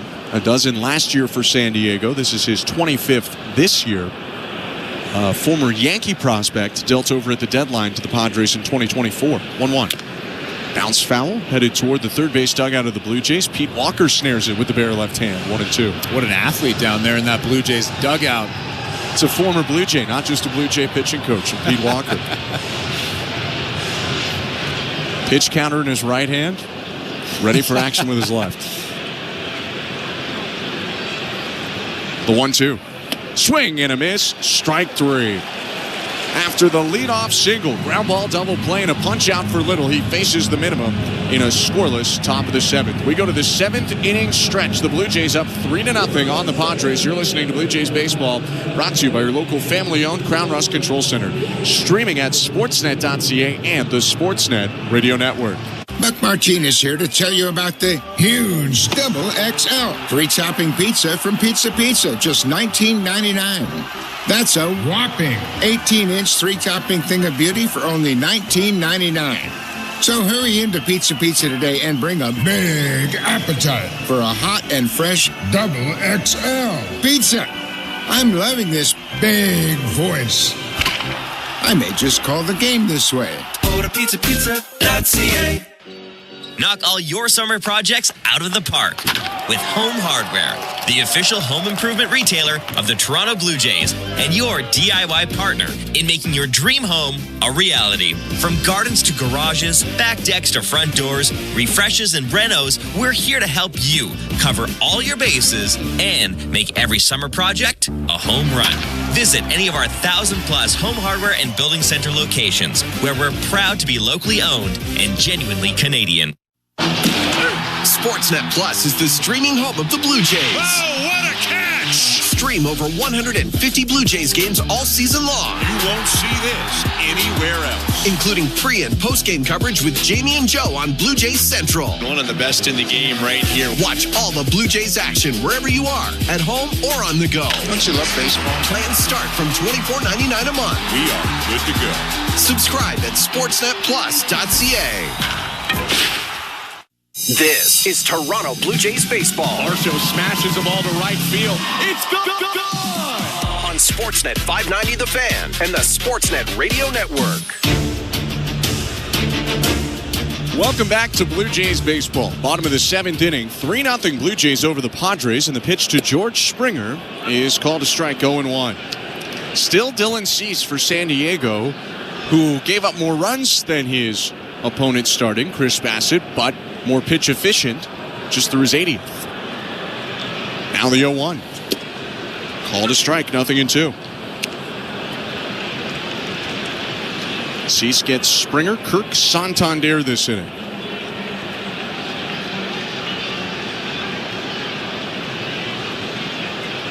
Oh-2. Bounce to shortstop. Bogarts gathers, throws over to first, beats Springer by a step, 1 out.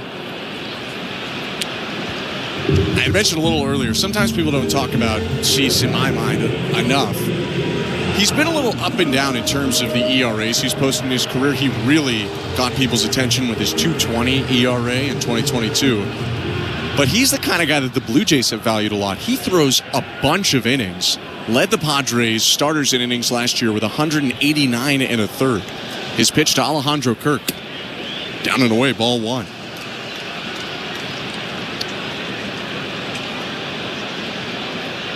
He started 32 or more games 4 straight seasons. It's huge value. 1-0. Kirk takes it high and outside, 2-0. This 7th inning brought to you by Home Hardware, the official home improvement retailer for the Toronto Blue Jays, locally owned, genuinely Canadian. 3-0 Blue Jays, 1 out, bases empty. Cease steps to the left. And his 2-0. High and outside, ball 3. Losing command of that strike zone just a little bit. He's been filling it up really all game. He's been very good tonight. Like I said, giving up those 3 earned runs, but the Blue Jays have just taken advantage of 2 mistakes. 2 home runs for Toronto. 3-0 pitch. Called a strike, top of the zone at 95. Most recent runs came after a walk to Kirk. It was a leadoff walk by Cease that always tends to burn you, and Santander hit a 2-run homer as the next batter. The 3-1. Swing and a miss. Big hack by Kirk, who was out in front on the slider. Must have thought it was a heater. 3-2.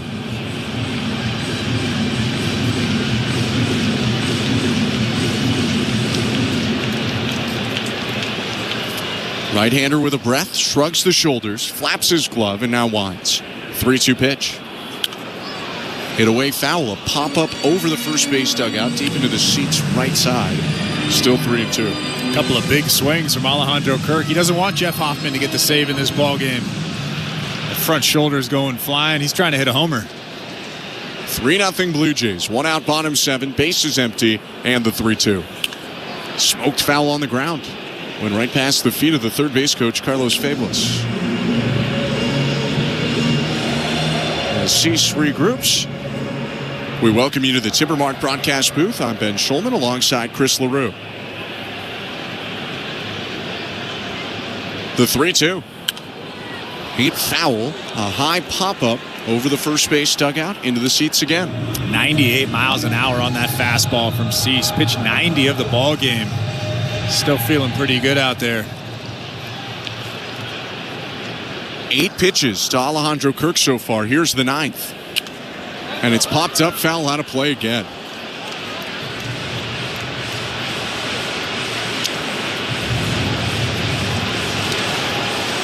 These are the kind of at-bats we've seen from Alejandro Kirk as his season has come around. Batting .285 right now with an OPS just a hair short of 700.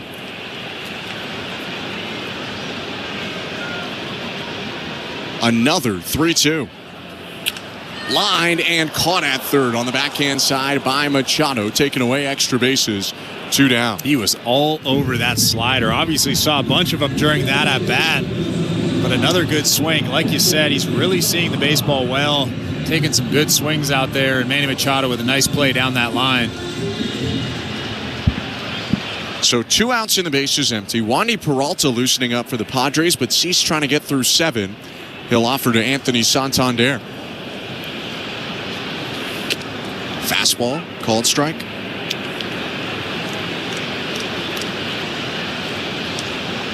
Blue Jays 3, Padres nothing. Cease shaking off a sign. Shakes off a second. Still shaking his head as he gets into the wind, and now Santander will ask for time. I think that might have bailed out Cease. He was shaking his head as he was winding because the clock was running down. I don't know if he and Maldonado knew what was going to come out of Cease's hand. Quickly into the wind. Here's the 0-1. Bounce to the plate. Santander spinning out of the way. 1 ball, 1 strike.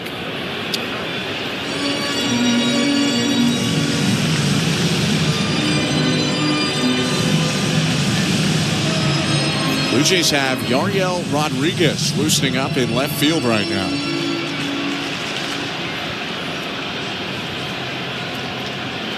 The 1-1. Hit foul off to the right. Into the camera bay, just beyond the first base dugout. A couple Padres looking over, making sure that everyone's okay. It looks like everyone's fine. 1-2.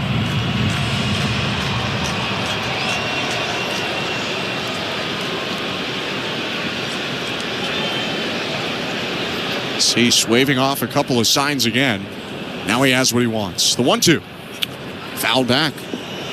He wanted that slider, his patented pitch. He left it right over the middle, but this time, unlike the 5th, Santander just missed it. Yeah, that's the same pitch almost that Anthony Santander had out in the 5th inning, and it was maybe a little bit lower than that elevated slider, but it was just a spinner, a little backup pitch.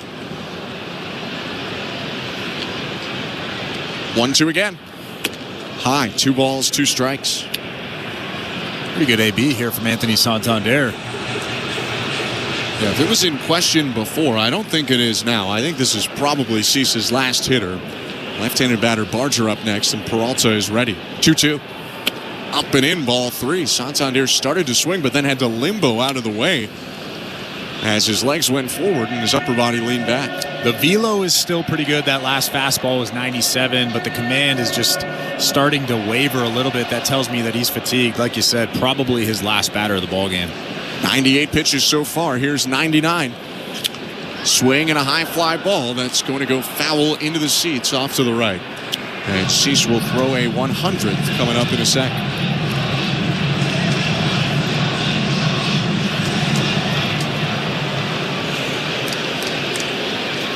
Right-hander staring into the plate. His payoff pitch.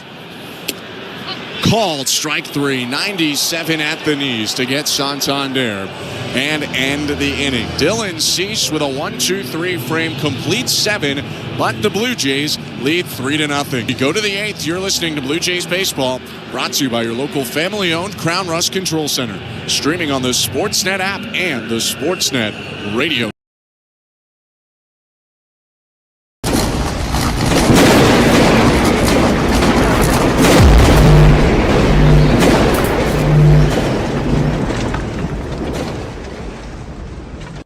What's up, Blue Jays fans? Thanks for hanging out with us this afternoon, this evening, whatever time it is, where you're watching the game.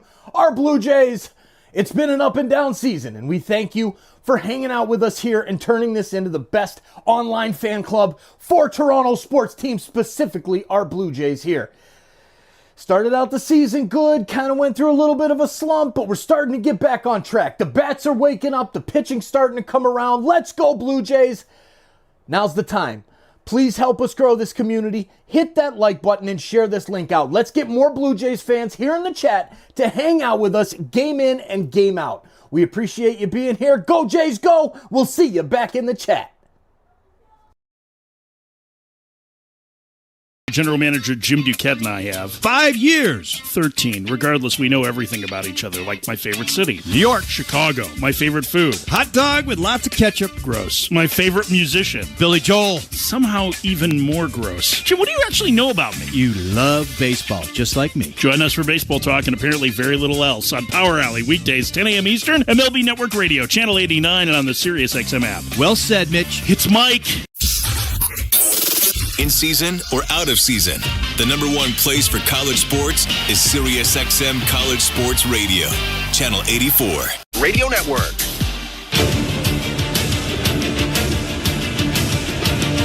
Welcome to the Timbermark broadcast booth. I'm Ben Schulman alongside Chris LaRue. Show Ali, our host and producer today. Tom Young and Austin Mackey, our technical directors. As we resume in the top of the 8th inning, the Blue Jays leading the Padres 3-0 at Rogers Center. New pitcher for Toronto, brought to you by Home Hardware, the official home improvement retailer for the Toronto Blue Jays, locally owned, genuinely Canadian. It's the 20th appearance of the season for Yariel Rodriguez. Big spot. He faces Martin Maldonado. No, he doesn't. It's a pinch hitter, Elias Diaz, the other catcher for the Padres. And the first pitch. High ball 1.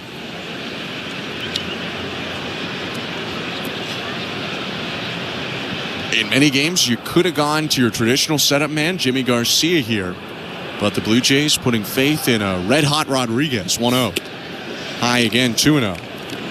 And I don't mind this move. I probably would have at least thought of doing the same thing, but this is a tough situation. A lot of the time over the last couple of weeks or so, Yariel hasn't been in the highest of leverage situations.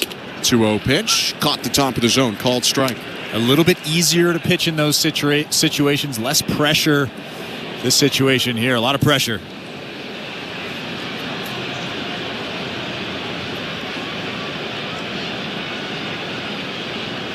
Righty with a 2-1. Swing and a high fly ball deep left field. Lucas back at the track, curling near the wall, leaps, and he made the grab for the first out of the inning. 2 hands in the air for Yariel Rodriguez. It was close, but it counts the same as a pop-up to the catcher. There's 1 down. Yeah, I think Nathan Lucas wasn't sure how far that ball would travel. He jumped at the wall and caught it at his chest, I think, right? Yeah, he didn't have to fully extend. Maybe caught it just beside his left ear. Like you said, they all count, though. They all count the same.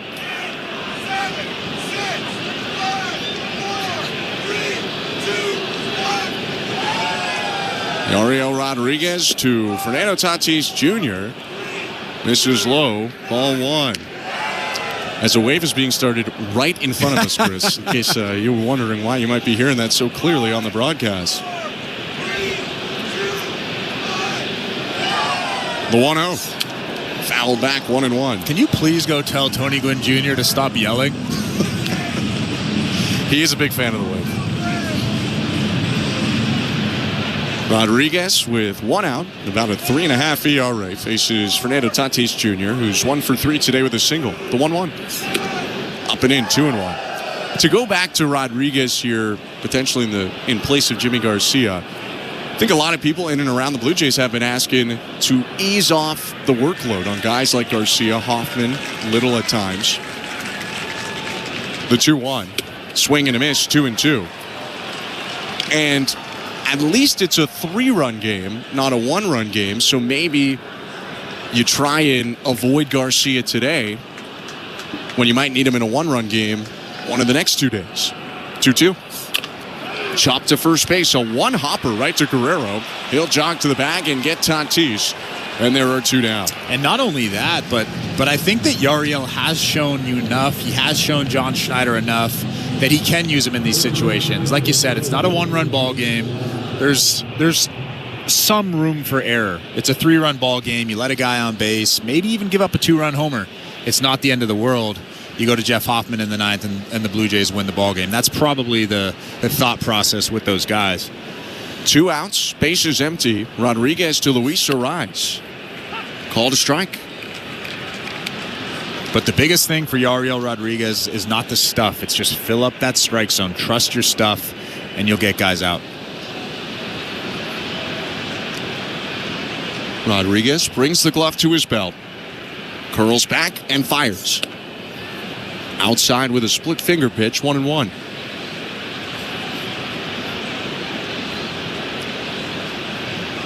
Two fastballs, splitter, and slider this year for Rodriguez, who has not used his curveball out of the pen that he had as a starter last year.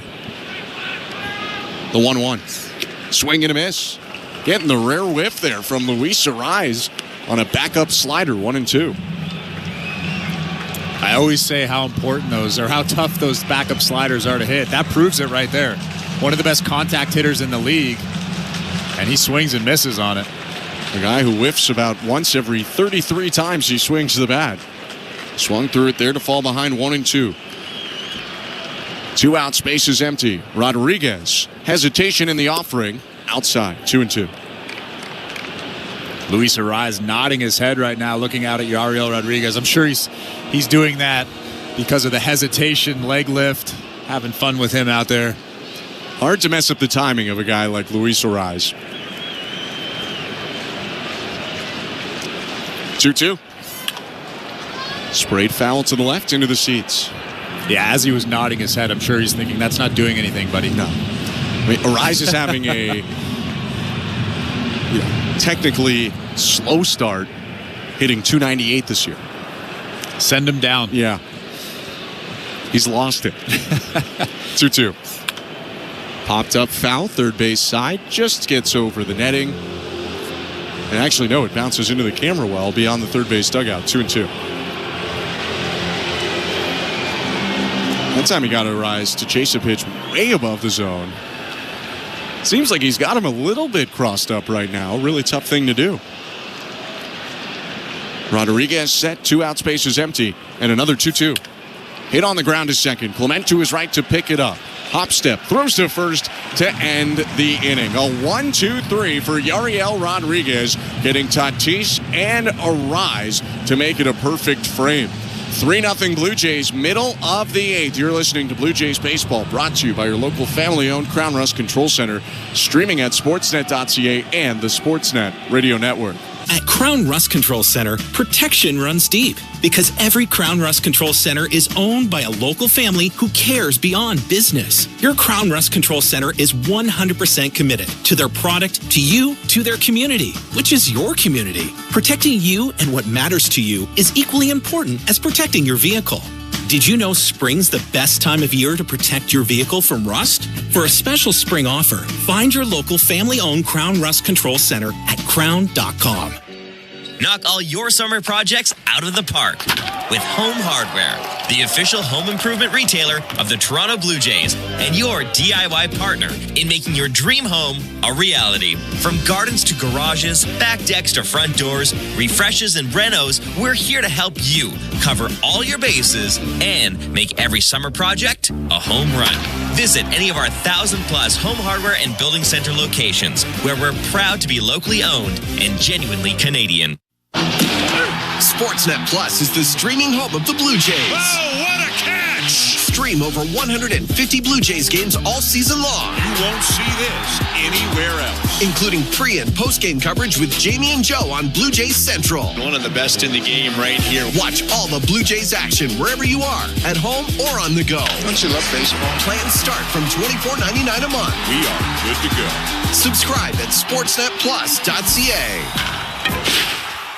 This is Toronto Blue Jays baseball. Fastball painted at the bottom of the zone, and that's back-to-back strikeouts. On Sportsnet 590 The Fan and the Sportsnet Radio Network.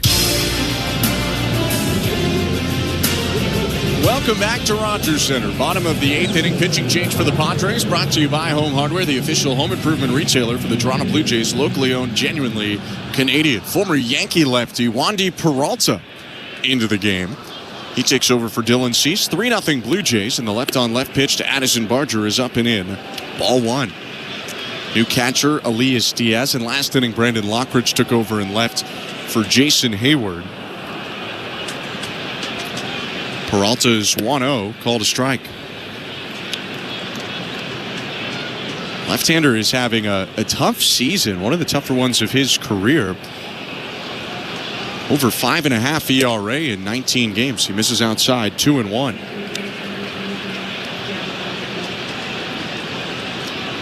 His 3 years with New York, or 2.5, he was nasty out of that Yankee pen. 2-1 pitch, swing and a miss, 2-2. Yeah, he's been really, really good since 2020. Like you said, this might be his worst season in the big leagues. Actually, it is. Looking at his numbers, this is the... obviously ERA-wise, this is the worst season he's had in the big leagues. 2-2. High, 3 balls, 2 strikes. But he still has very good stuff. That last fastball was 96 miles an hour from the left side. Changeup is the lead pitch. Sinker, slider, four-seamer as well. 3-2. Called, strike 3. 95 on the outside corner. That's the way to pitch. 1 down. That's unhittable. Lefty right there. Even if Addison Barger swung the bat, he probably wouldn't have been able to do too much with that pitch. 95 miles an hour, down and away, right at the corner of that strike zone. So 1 down in the bottom of the 8th. Blue Jays up 3-0. In a moment, we'll take a look at the standings, see how this game could impact the rest of baseball. First pitch to Clement, popped up foul. 0-1. As they get a new baseball to Peralta, we let you know that the standings are brought to you by Bet365. Download the Bet365 app for today's baseball odds. Find out why it's never ordinary at Bet365. 19 plus, play responsibly. Ontario only. No finals in either of these two teams' divisions yet, so nothing's changed so far. A 1 pitch high, 1-1. But right now the Yankees leading the division, 27-19. Red Sox in second, 24-25. Blue Jays in third, 22-24. Rays are 21-26, and the Orioles 15-31. 1-1 to Ernie inside, 2-1. Then you look at the Padres, even though they've gone through a bit of a rough patch, 27-18, only half a game back of the LA Dodgers for the National League West lead. 2-1. Swing and a miss. Clement loses his bat right near the attendant at the first base dugout. He's going to bring him the bat back. That got a little scary. It's 2-2. I believe that actually hit the attendant in the leg. No, it didn't. He was hopping around, but I think more out of nervous anxiety, almost getting a bat to the face.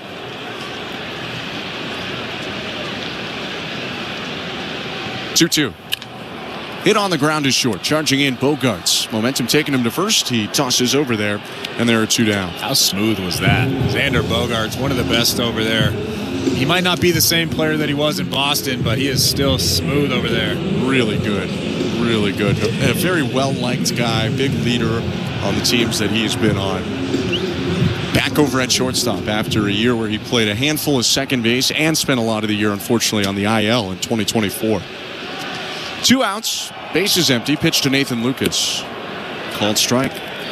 This copyrighted broadcast is presented by authority of Rogers Blue Jays Baseball Partnership and may not be reproduced or retransmitted in any form, and the accounts and descriptions of this game may not be disseminated without the express written consent of Rogers Blue Jays Baseball Partnership or the Sportsnet Radio Network. Lucas fouls off the 0-1. It's 0-2. With this 3-0 lead, the Blue Jays have the closer getting loose. Jeff Hoffman is throwing right now in left field. Chad Green loosening up as well. 0-2. Inside, 1 ball, 2 strikes. Assuming that Chad Green will be in the ball game. If the Blue Jays can get 1 run, take this to a 4-0 game. The 1-2. Check swing, pitch inside, appeal to third, no swing, says Adam Hammery. And it's 2 balls, 2 strikes.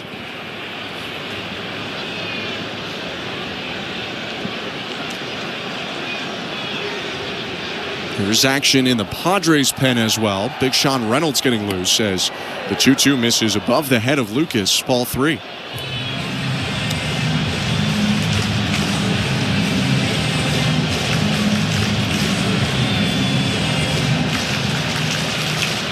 Two outs and the base is empty. 3-0 Blue Jays. Bottom of the 8th. The pitch. Inside, ball 4. Lucas spins away and now ditches his bat and his elbow and shin guard. He'll jog down to first and keep this inning going for Bo Bichette. Wandy Peralta just lost the command of that strike zone. The last 3 fastballs he threw to Nathan Lucas really weren't close. Yeah, after getting ahead of him, 0-2, no less. Now he's going to get a mound visit from pitching coach Ruben Niebla. Before Bo Bichette comes up, Peralta is typically good to both sides. That changeup allows him to neutralize right-handed hitters as well as left-handed hitters. But the plan probably was for him to face the bottom third, not to go up against a righty swinger and the top of the order hitter, Bo Bichette.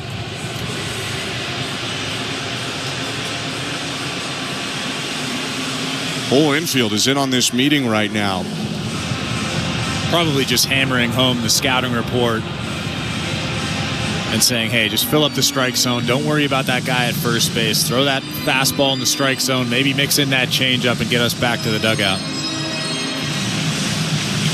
Peralta goes to the back of the hill to the Rosenbach. Picks it up for a moment. Places it back down and steps onto the rubber. Lucas on first. Bichette to the plate. 2 outs. 3-0 Blue Jays. Bottom of the 8th. Left-hander sets. Glove pressed up to his chest. He kicks and offers. Bichette pops the ball up, back of the second baseman Cronenworth, who's ranging into right field. Waved off by Tatis, but he's still going to make the catch as Tatis got out of the way and Cronenworth twisted to his right to make a difficult snag and end the inning.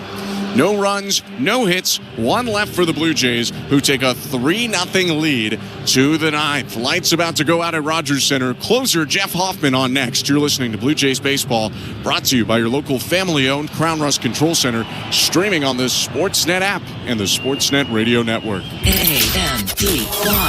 Radio Andy is Andy Cohen Live, Jeff Lewis Live, Smith Sisters Live, The Julia Cunningham Show, Gail King in the house, and It's Me Tinks. I am a content creator, lover of pop culture, advice giver. You can't fix other people's relationships. You're not Dr. Phil. Yeah. We're going to be talking about what's going on with me, what's going on with you, and everything in between. Dating, Botox, anxiety, how to deal with your toxic roommate. It's me, Tinks, on Radio Andy, SiriusXM 102, and on the SiriusXM app. Baseball is back.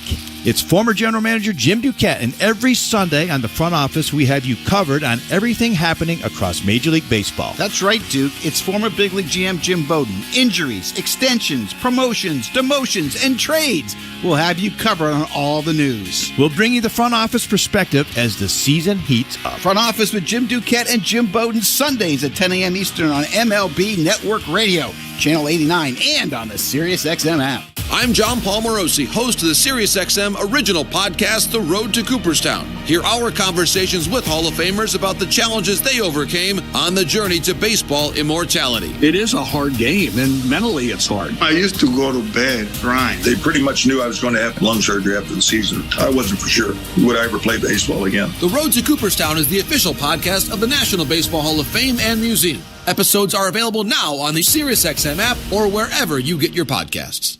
From in-season fantasy baseball management to helping you prepare for your fantasy football drafts, Fantasy Sports Radio is helping you dominate. Channel 87 and on the SiriusXM app. Welcome back to Rogers Center in downtown Toronto. Blue Jays 3, Padres nothing. Pitching change for Toronto. Jeff Hoffman is on, looking for a save. Alongside Chris LaRue, I'm Ben Schulman. Hoffman starts with Manny Machado. Right on right, the pitch. Called strike. Fastball at 97, grazes the knees, 0-1. 20 appearances on the year for Jeff Hoffman, 5.75 ERA, 9 saves. His 0-1. Called strike as he flips in the slider. It's 0-2. Stuff looks pretty good so far. Filling up that strike zone. Hoffman nods. Sets with his glove just under the belt. Brings up the leg, 0-2. Hit on the ground up the middle. Fielded Bo Bichette off to his left. Runs toward first and now makes the throw. And there's one out. That's a big first out in this inning. A couple of good sliders to a very good hitter. Gets Manny Machado out in front. Out number 1. The pitching change to Jeff Hoffman brought to you by Home Hardware, the official home improvement retailer for the Toronto Blue Jays. Locally owned, genuinely Canadian. Hoffman looking in at the left-handed hitter, center fielder Jackson Merrill. Merrill with the rare closed stance, the pitch. Bounce just in front of the plate. No, it's going to go foul. I think the home plate umpire, Nestor Seja, is saying that ball hit the batter, Merrill, while he was in the box before it rolled out onto the field of play. We'll see if we get a replay from the Sportsnet TV broadcast. Yeah, I'm not quite sure what happened, but it hit his fist. Yeah, there it was. He was still in the batter's box when that ball bounced up and hit him in the fist, so it's just a foul ball. Really lucky for the Padres, really, because Kirk was right on that. The 0-1. High, 1 ball, 1 strike. 3-0 Toronto, 1 out, bases empty in the 9th. 9th inning that's brought to you by new pizza from Pizza Pizza. Get a huge 18-inch double XL 3-topping pizza for just $19.99. Bigger slices, bigger bites, only at Pizza Pizza. Actually Canadian. 1-1 pitch, wave and a miss. That's a nasty splitter from Jeff Hoffman. It's 1-2. He's got some good stuff tonight. And the sequence is good, too. We've seen him struggle with that sequence just a little bit. Tonight, it's perfect. A shrug of the shoulders in the 1-2. Swing and a miss. Strike 3. Went right back to the splitter to get Merrill. 2 down. That's when he's at his best, when he's throwing that heater for strikes, and then he's throwing that split finger at the bottom of the strike zone, allowing it to work, allowing it to drop out of the strike zone. That's a perfect pitch right there. They were trying to go away, but actually because it was in, I think it enticed Merrill a little bit more, who might have thought that was a fastball in his happy zone down and in before it dropped near the dirt. 2 down, Xander Bogaerts up in the pitch. Called strike. Backup slider, but it works. 0-1. 2 home runs, giving the Blue Jays the lead right now. First inning blast from Vladdy, and a 5th inning 2-run shot from Anthony Santander. It's 3-0. The 0-1.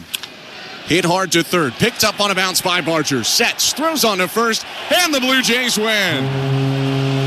To the delight of 24,000 at Rogers Center, 2 homers and a fantastic pitching performance leads to a 3-0 shutout win to the Padres. Well, the Blue Jays really did everything well today. They pitched well.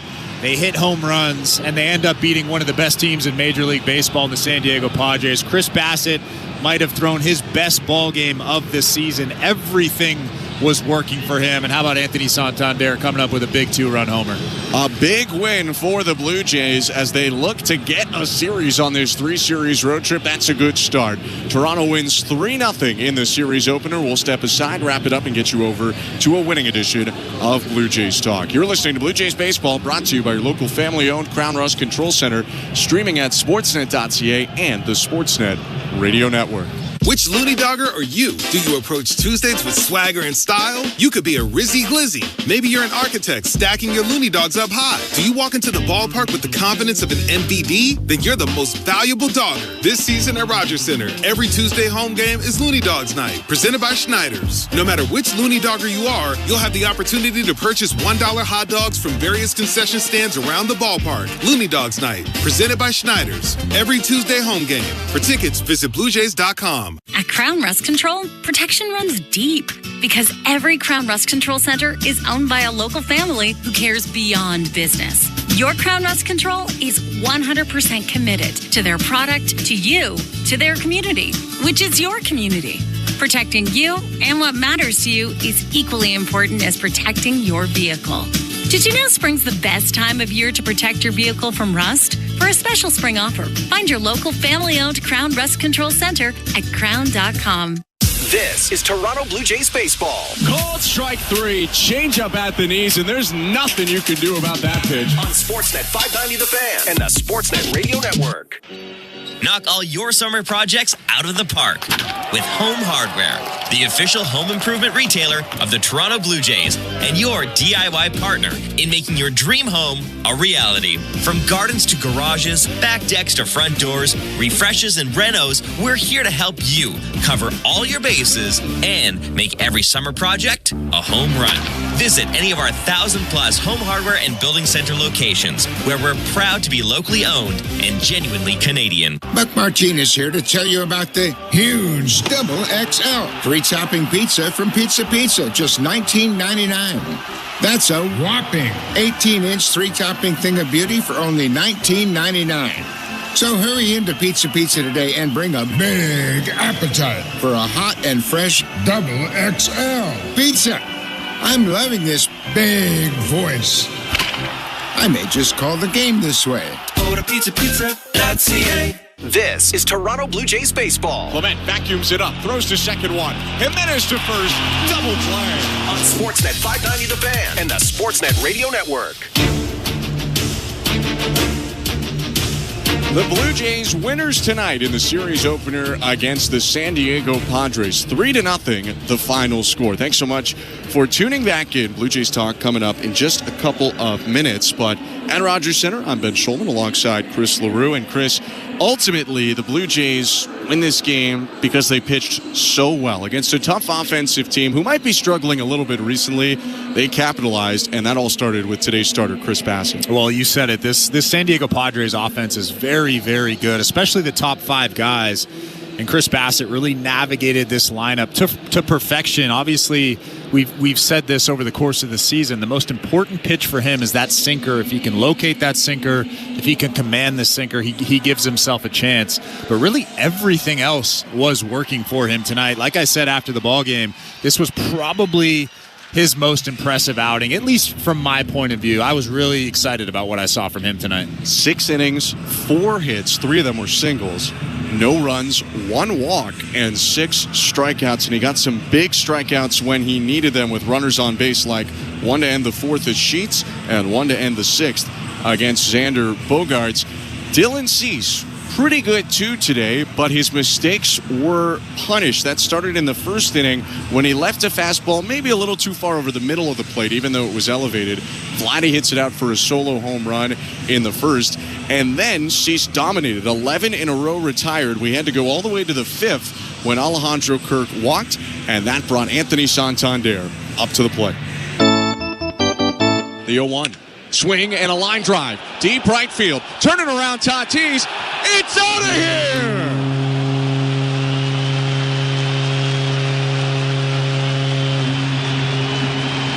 How do you like the 6-hole? Anthony Santander, second Blue Jays homer today. A line drive blast, and it's 3-0 Toronto in the 5th. Well, good teams take advantage of mistakes from opposing pitchers, and Dylan Cease, who was great tonight, left that slider, a little spinner at the top of the strike zone, and Anthony Santander puts a great swing on that thing, hammered that thing to right field for a massive a two-run home run. But the question now is, will he stay in that 6-hole? Will John Schneider feel the urge to move him up in the order? I say leave him there. We will have to wait and see for tomorrow. After that home run, it was 3-0. Bassett went to the 6th inning, and then he finished up. Little was really good in the 7th. They went to Yariel Rodriguez in the 8th, giving Jimmy Garcia a little bit more rest. Yariel delivered with a 1-2-3-8, getting Tatis and a rise. And then Jeff Hoffman came in, and it was like clockwork. Ground out, strikeout, ground out of Machado, Merrill, Bogarts to secure the Blue Jays the win. 3-0, the final score. The Padres with no runs on 5 hits, no errors, 5 left. The Blue Jays, 3 runs, 3 hits, no errors, 1 left. Chris Bassett with the win goes to 4-2. Dylan Cease with the losses 1-3. The save for Jeff Hoffman is his 10th this season and 10th overall as a Blue Jay. A 2-hour, 15-minute pitcher's duel at Rogers Center in front of about 24,000 ends in a Blue Jay win. They're 23-24. San Diego is 27-19. Toronto looks to take the series tomorrow, same time, 7 Eastern, first pitch. Kevin Gausman against Randy Vasquez. Hope you can join us then. For our technical directors, Tom Young and Austin Mackey, our host and producer, Sho Ali, and my partner, Chris LaRue, I'm Ben Schulman. Thanks so much for tuning in tonight. Have a great rest of your evening, and stick around. Get your thoughts heard. It's a winning edition of Blue Jays Talk with Blair and Barker, and it starts right now. Prize relief appearance from Yariel Rodriguez in the 8th. We'll talk about that later on. Kevin, first, though, the dominant story, I would think, obviously Chris Bassett's pitching was great, but folks are going to be leaving the ballpark tonight talking about seeing the Jays score all their runs and home runs and seeing Anthony Santander hit that much-needed home run. And if you don't believe me, it was much needed. All you had to do was look at the reaction of the Blue Jays dugout, and that ball cleared the wall. Yeah, it's almost like everything that we talked about on our show today sort of came alive right in front of us, right? I mentioned the quality starts that they needed. They had 14 coming in today. Chris Bassett went 7 starts between quality starts. His last one was April 5th. He had one today. He was excellent. The sinker arm side was tremendous. You mentioned it. This is the first time that Vladdy and Tony have hit a homer in the same game. I talked about that today, right? You want to earn your money, you do it against guys like Dylan Cease. You get a good pitch. You don't give you a lot of them. When you do get them, you got to hammer them, right? What have I been saying for like 3 weeks? This team can slug if they let the dude throw it down the middle. Right, the fastball that Vladdy obviously in his first at bat was looking for. He saw how he was pitching the bow. He was getting haters. Nobody can hit the slider. Why go up and look for it? You get one, it's middle up.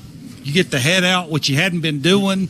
Right, I mean, we saw the last series that all the Tigers were doing were throwing him fastballs, and you mentioned Tony hitting the hanging slider. Hanging sliders go a long way. So, yeah, it's exactly what the doctor ordered, right? You turned it over to a good bullpen, too.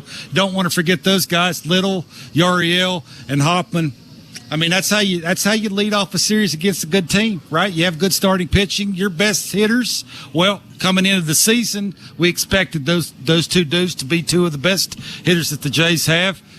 Get the hits when they mattered the most, turn it over to bullpen, play good defense. Other than Barger getting picked off at third on the line drive to first, it's almost a perfect day, Jeff.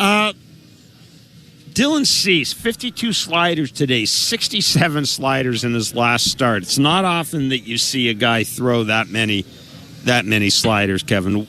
As a hitter, I mean, you know that it's his best pitch, but as a hitter, when you have an idea that the guy might be throwing that many sliders, how do you have to adjust your thinking, or do you have to adjust your thinking? Well, I mean, if they were watching their buddy in front of him, he's going glove side with the slider. If it's glove side, I'm taking it until 2 strikes.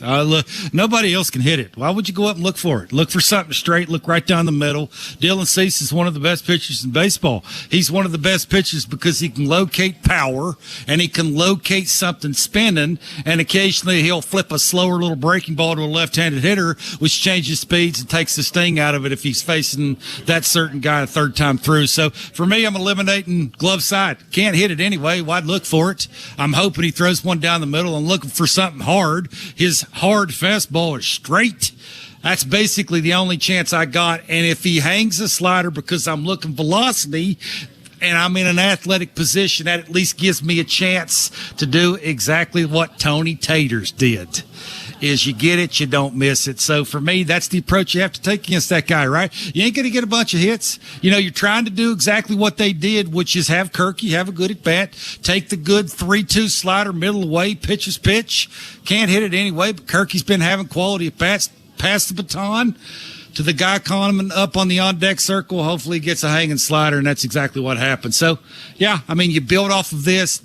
Sometimes guys like this tell you where you're at mechanically and mentally. Hopefully Tony, even though he punched out in his last at bat, it was an eight-pitch punch-out, he still looked like he had a little bit more confidence than he did the day before, which is all you can ask, right? They're not asking him to get, 3 hits tonight. They're asking him to go 1 for 4 with a 2-run homer. Gain some confidence, get a good pitch to hit. If you do, get it down on time. Have better hand direction, which looks like to me tonight, at least he was having a chance to get and barrel the ball because of his hand direction. Gives you a chance to let your talent take over. And, they need to do more of this. Vladdy and Tony need to hit more home runs the same night. If they do that, they got a chance. 416-870-0590, 888-666-0590, star 590. If you want to text us, we'll read your texts. 590-590 is the text line. It is a winning edition of Blue Jays Talk with Blair and Barker. The Blue Jays beating the San Diego Padres 3-0. The Jays took the lead in the first inning on Vladdy's home run. And, Kevin, that was their 17th first inning run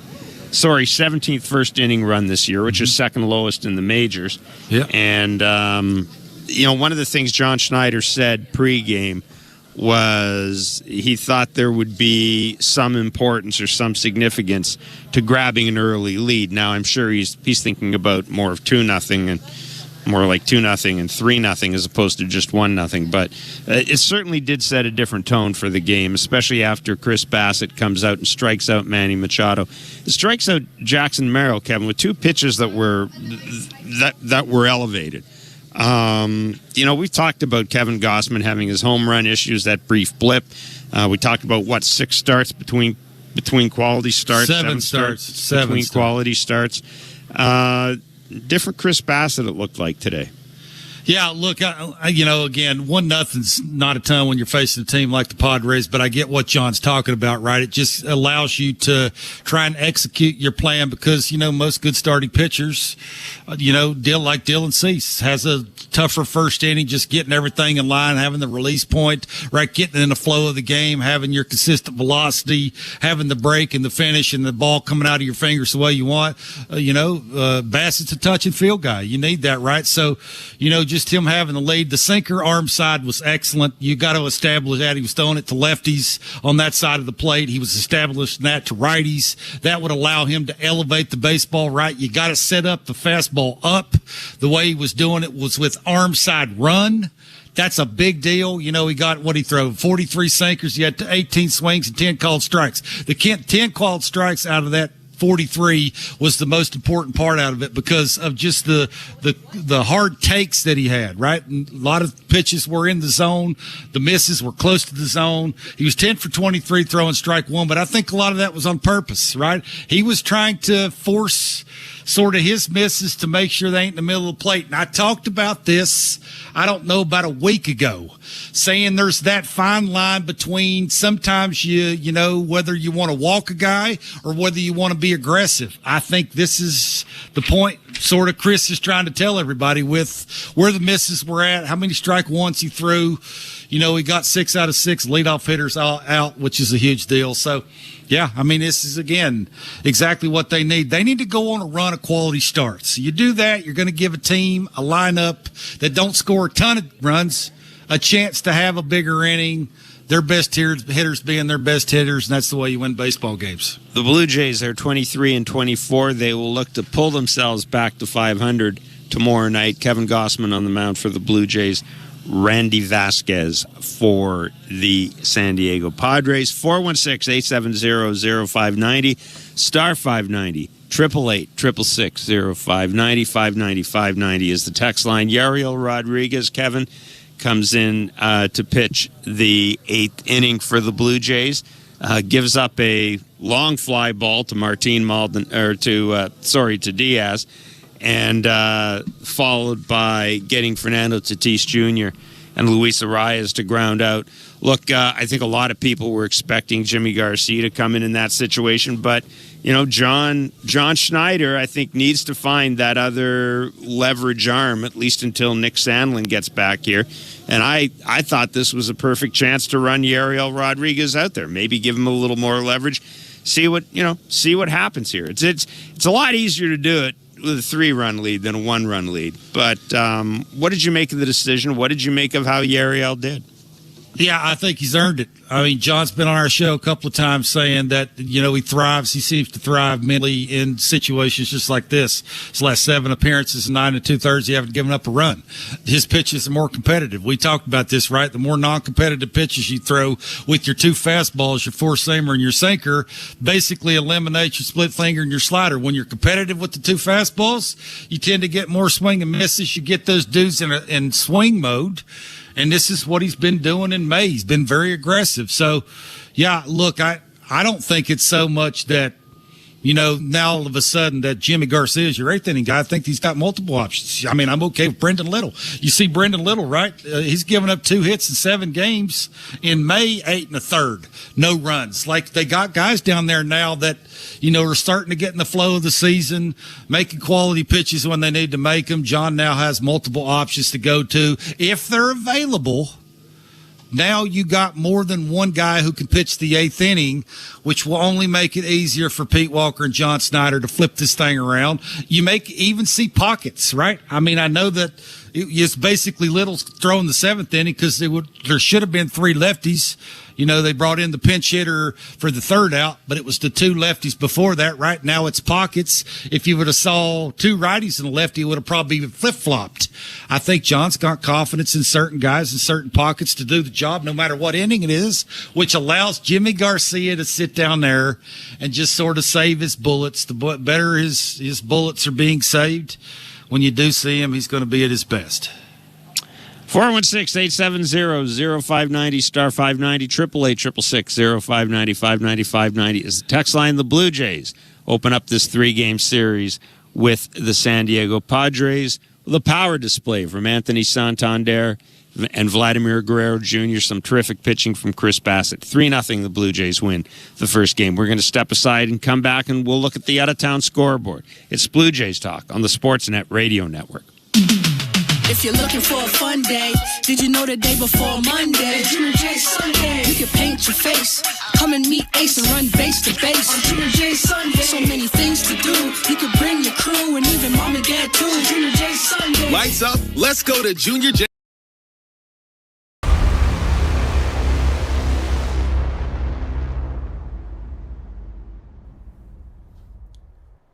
Hey, baseball fans! A great day at the ballpark, a great night at the Dome. We appreciate you hanging out with us here on Toronto Sports Insider and chatting it up, cheering on our Toronto Blue Jays. Game 1 through game 162. Just wanted to stop and say during this commercial break, thank you for making a difference with our community in Toronto through our Playoff Pulse campaign with SickKids Hospital right here in Toronto. Every single game of the NHL and NBA playoffs that we can physically do, we're doing. And we appreciate it. Even the Blue Jays are kicking in to that donation every single game. Now let's get back to the baseball. Thanks for making a difference with us and SickKids Hospital. Now go Jays, go, and we'll see you back in the chat. Ladies scores! Wow! From 16 teams to one champion. You cannot script this stuff. Watch or stream every game of the Stanley Cup playoffs. Only on Sportsnet. Here for the Cup. Buck Martinez here to tell you about the huge Double XL free topping pizza from Pizza Pizza, just $19.99. That's a whopping 18-inch three-topping thing of beauty for only $19.99. So hurry into Pizza Pizza today and bring a big appetite for a hot and fresh Double XL pizza. I'm loving this big voice. I may just call the game this way. Order pizzapizza.ca. At Crown Rust Control Center, protection runs deep because every Crown Rust Control Center is owned by a local family who cares beyond business. Your Crown Rust Control Center is 100% committed to their product, to you, to their community, which is your community. Protecting you and what matters to you is equally important as protecting your vehicle. Did you know spring's the best time of year to protect your vehicle from rust? For a special spring offer, find your local family-owned Crown Rust Control Center at crown.com. Timber Mart. Locally owned, proudly Canadian. Your home team advantage with the right materials and the right price. Project know-how that's brought together a wealth of plans and solid advice. Trust your team at your locally owned Timber Mart. Timber Mart always has plans to help you with your plans. Your home, your cottage, your garage, whatever needs your attention first, check the most visited spot on our website for ready-to-order plans to get the job done with Canada's Building Centre. Visit timbermart.ca. This is Toronto Blue Jays baseball. Springer charges the ball to left field. It's in the seats, and the Blue Jays are on the board. On Sportsnet 590 The Fan and the Sportsnet Radio Network. The 0-1. Swing and a line drive. Deep right field. Turning around Tatis. It's out of here!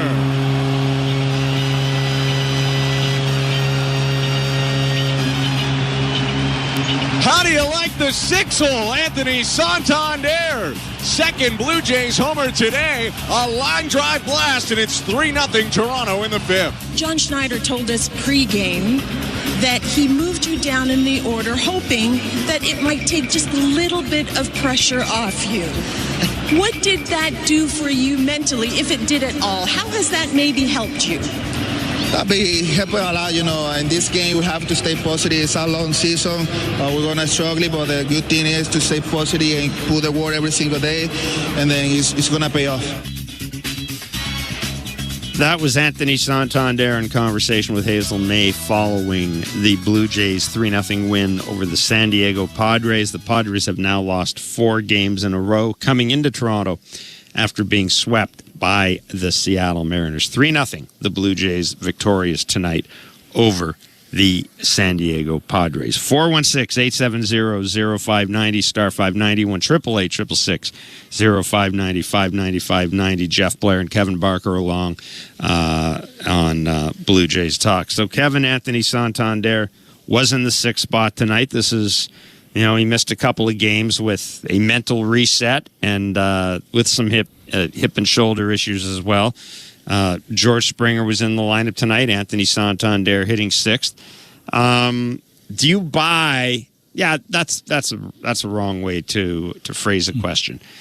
Do you think that moving Anthony Santander down relieves any pressure off him? No. I don't. I've been in that position before where I hit at the top of the order in the big leagues, got moved to the 8-hole. It sucks. I mean, I can't say it any other way. It does nothing but grind on you and basically shine the spotlight that there's a reason why your manager's moving you down. Now, who am I to say that Tony, is not being real and basically said to Hazel that, yeah, it may take a little pressure off. Again, he's fighting his own demons. No matter where he's at in the lineup. It's still about a mechanical approach. It's still about staying through the baseball. It's still about thinking big part of the field. Is the ball going to go there? Probably not. But you got to think that way so you can get barrel. What is that saying? Short to it and long through it. Well, he's long everywhere. Whether that's timing off the pitcher, whether that's out and around, whether it's casting, whatever you want to call it, mechanically he's going through some things, right? And, just him having a quality at bat, having success, because I'm sure, he's making his hands bleed in the batting cage trying to figure out these things. And most of the time it's not mechanical. I mean, most of the time I mean, it seems like it might be a little bit of timing issues with him more than it would be for me mechanical. That's why you see the out and around, maybe not getting his foot down on time, maybe not starting on time when the pitcher goes. Whatever his timing mechanism is off the pitcher, he's a tick off, which, just sort of his barrel's playing catch up. That's why you see his hands sort of going out and around. So never did for me. I mean, who am I to say that, it's not going to help him? But I don't know, who's made a ton of money and wants to get dropped from a 3-hole to the 6-hole and says that's going to take pressure off you. You're getting dropped to the 6-hole because you stink. So for me, I wouldn't think that would do anything other than basically say, you stink, you better get your head out of your you-know-what and start doing something. So hopefully this is what happens. Sometimes I think that's more about what it is than anything. It's an embarrassing part of you're not getting it done. Your manager tells you not getting it done because we're in win mode. Start doing something so I can move you back up there, and I think that's sort of where Tony's at. Time now to take a look around the American League East with Bet365. At Bet365, you can bet in popular markets like hits, home runs, and total bases. You can download the app and find out why it's never ordinary at Bet365. 19 plus, play responsibly. Ontario only. In addition to tonight's game at the Rogers Centre, one more game has gone final in the involving American League East teams. The Boston Red Sox beating the New York Mets 2-0. The Yankees are leading the Texas Rangers 5-0 in the top of the ninth inning. Ben Rice with another home run, Kevin. He's got 10. Yeah. So far this year, the Yankees have found something there. The Baltimore Orioles just scored 2 runs. It's in the middle of the 7th inning. Milwaukee is still leading them 3-2. And Houston and Tampa, they're tied at 2 in the going into the bottom of the ninth. So the standings, as of this moment, the New York Yankees, 27-19. They're about to go 28-19, 9 games over 500. The Boston Red Sox, they're at 500, 25-25. The Toronto Blue Jays, they're 23-24. Tampa Bay is 21-26 ahead of that game tonight against Houston. And the Baltimore Orioles, well, they're 15-31, possibly about to go, Kevin, 15-32. Ouch. And that is shocking. They have one more win than the Chicago White Sox. And if you had told me that we would ever be talking about that this year, I would have said no way. If you're interested in the standings, the Jays are 2.5 out of the wild card, 4.5 back in the. It's never too early to start talking playoffs, dude. Okay. Never too early. It is actually technically too early to start talking playoffs. No. Well, it is. It is not. Not when you're top 5 payroll team. It's not. Yeah. Playoffs are, really that's a word I'm not entirely certain that too many people want to talk about in this particular city at this particular. Baseball, Jeff. Baseball. John Schneider was asked about his starting pitcher, Chris Bassett. Chris Bassett was awfully good tonight. I mean, we're going to continue to rely on them. I think they know that, and they've talked about how they want to do a little bit more and go a little bit deeper. Chris was awesome from the get-go, and when you can have a lead, it allows the starter to have a little bit more wiggle room in the sixth inning like that. When his pitch count's getting, I think it was right at 100, he ended with the strikeout to Bogarts. But it just allows the pitchers to navigate a little bit. But yeah, it's nice operating with a 3-run lead, and you feel comfortable with every guy coming in. That was John Schneider talking about Chris Bassett. I mean, my goodness, Kevin. We've talked about the starting rotation. There's been so much focus in Anthony Santander, so much focus on the lack of slug out of this team that kind of very quietly the starting rotation has started to slip down the rankings in Major League Baseball. There has to be a lot of underlying concern with the starting rotation. But, they are veteran guys. They have been around the block several times. Certainly Barrios and Gossman and Bassett have, they've had a lot thrown at them since they've been with the Blue Jays. Whether it's Alek Manoah or, Max Scherzer's issue, really the lack of a fifth starter now for, 2 years. Yeah, I don't. It's great that they've talked amongst themselves and that they want to do more. I don't know what much more they can do, Kevin. I do. I think if you watch Bassett tonight, if you're the other guys, the other guys that matter, I think pitching in's the big deal. I mean, we've seen them in years past. We've seen them pitch down. We've seen them pitch up. It's rare that we've seen them pitch in. I mean, we've said this, a couple of times. Not a very hard throw in rotation. If you're not a hard throw in rotation, you got to establish what called strikes into hitters. That will allow you to elevate with 2 strikes and get away with things that you normally wouldn't get away with. There's a handful of dudes that can take a fastball on the black and mechanically catch it out front and keep it fair. There's a handful of dudes. There's 1 or 2 dudes on that team with the Padres that can do it. Established there. You do that, you got a chance of going deep, giving them quality starts. We talked about Yariel Rodriguez, and the manager was asked about going to Yariel Rodriguez in the 8th inning tonight instead of Jimmy Garcia. I'm just looking at his workload, you know what I mean? I said it on Sunday, I hate pitching him down, and asked him to do that before the off day, so was just trying to stay away from him today. Really, nothing going on at all. Just I think kind of that part of the lineup was a good spot for Yariel to have another good outing, you know what I mean, in a higher leverage spot. He continues to kind of answer the bell and make good pitches, so it worked out kind of how we talked about it. Want to look at the text line for a minute. John in Toronto, Kevin, an interesting thought. In fairness to Rodriguez, he's talking about Yariel Rodriguez. We signed him, then took him out of the role he was so successful in during his career, hoping we can see more late inning appearances from him and make the bullpen that much deeper. And look, this is something I talked about since Yariel Rodriguez was here. I think. I don't know if we're on the same page. I think we were, but I didn't understand, a guy whose most recent role was as a closer in Japan. His most recent role professionally was as a closer in Japan. I mean, I understand you're paying the guy money, so you want to get some value out of him. But, I mean, I think this should have been his role all along. It was pretty clear, Kevin, that as a starter, he outthought himself. He threw 14 different pitches. I mean, saw the delay and everything, up and down with the arm angle. I understand that, the Jays' hands were forced in some ways, but we probably shouldn't be surprised. And John talked about it.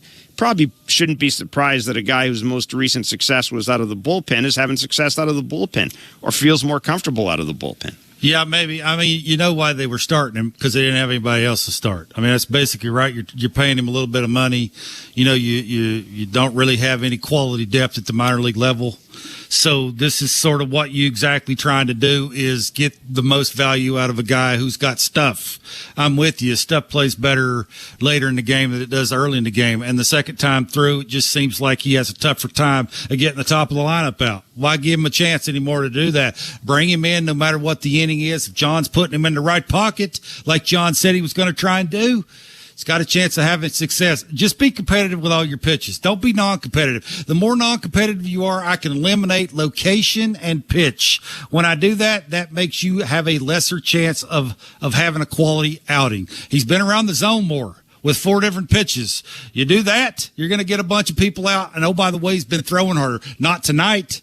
But that tonight was a little in, a little up, a little away. You're a little everywhere. You're going to have a chance of getting big league hitters out, and that's exactly what happened. Just gives John another option, and he's confident.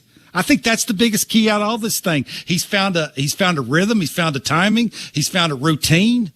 He's got good stuff, and he's confident that if he goes out there and executes it and he's competitive, he's going to get dudes out. So, keep putting him in the right pocket, see what he can do. Drew in Ottawa on the text line, is Springer coming back down to earth, and should he be moved down to allow Barger, who continues to hit well, again, that's Drew, and Santander to move up? Absolutely. Go ahead. He's like his last 15 games, he's hitting somewhere around 150. Yeah, absolutely. I think he's like 1 for 22 right now or something like that. Yeah. It's we knew this. Like we said this 2 weeks ago. Whatever you're going to get from him, you ride it as long as you can ride it, and then you have to adjust the way you have to adjust. Right? I mean, it was nice to see that. Maybe he's not an everyday guy. That's okay, right? I mean, again, he's sort of like a good pitcher out of the pen. You put him in the right pocket against the right guy, maybe not hit him clean up. It's a big, tall ask. Do they even have a cleanup hitter other than Santander when he's hitting 40 homers? Probably not. So, yeah, I mean, I'm not sure you do it now because Tony's still trying to figure things out. But when Tony gets back to being Tony, absolutely. You're either not playing him every single day or you're moving him to the 6th or 7th hole. And there's nothing wrong with that. No, not at all. Still a good player. He still steals bases, still plays good defense. It's just you got 5 or 6 other names you'd rather give that extra at bat to George. There's nothing wrong with that. No, and again, the same thing with Yariel Rodriguez as a starter. I mean, let's be clear. They were they put George where they put him because they really didn't have any other options. Now, in credit George, he took it and ran with it at the start of the year.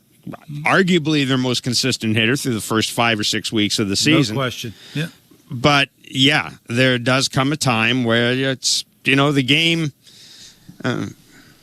has a way of, you are what your numbers are. You are what your career hour is for the most part, and I think we're at that point with George, and there's nothing wrong with that. I do think one thing we have seen, and you touched on this, one thing we have seen from George this year is when that move is made, you make it, but you feel a little better. You feel that you might get something out of him at some point this year, which honestly you really didn't last year for the most part. Yeah, and to I hope the texter's paying attention, and obviously it sounds like he is by mentioning Barger's name. John Snyder's not afraid to move dudes around the lineup, no matter what the name on the back of the jersey says. Mm-hmm. If he thinks George is not getting it done anymore and there's a better option, George should be moved down.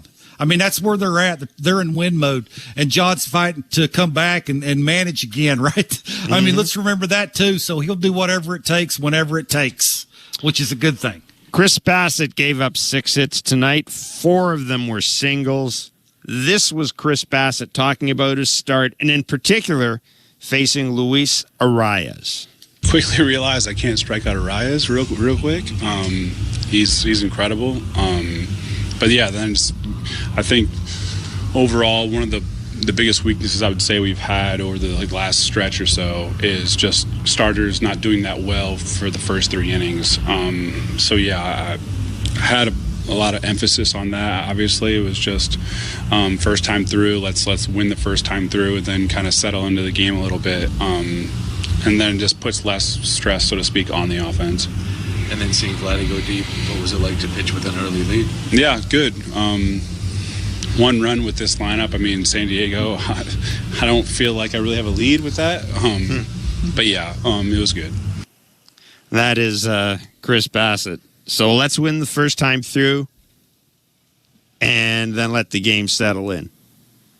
What do you think of that?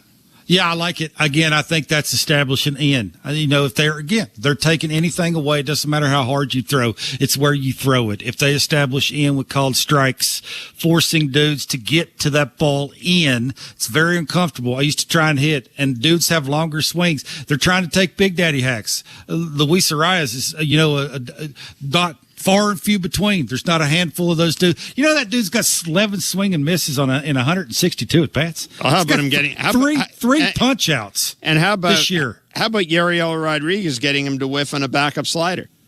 3 strikeouts in 162 amazing, at bats. Yeah, it's amazing. So, yeah, thank goodness he ain't got power, because if he had power, I mean, that'd be something else. But yeah, you like that they know what the problem is and they're trying to fix it. You got to figure out what you do well, and you got to go out there and execute it. And I just think start establishing in more. Make dudes uncomfortable with the called strike in, opens up everything else. And I'll bet you if they do that, they will stop giving up so many homers. Remember I said that. Very quickly, Kevin Gossman gets a start tomorrow. What did he see tonight? Again, different pitcher than Chris Bassett, but what did he see tonight that he may want to take into the game? I use your fastball. In, up.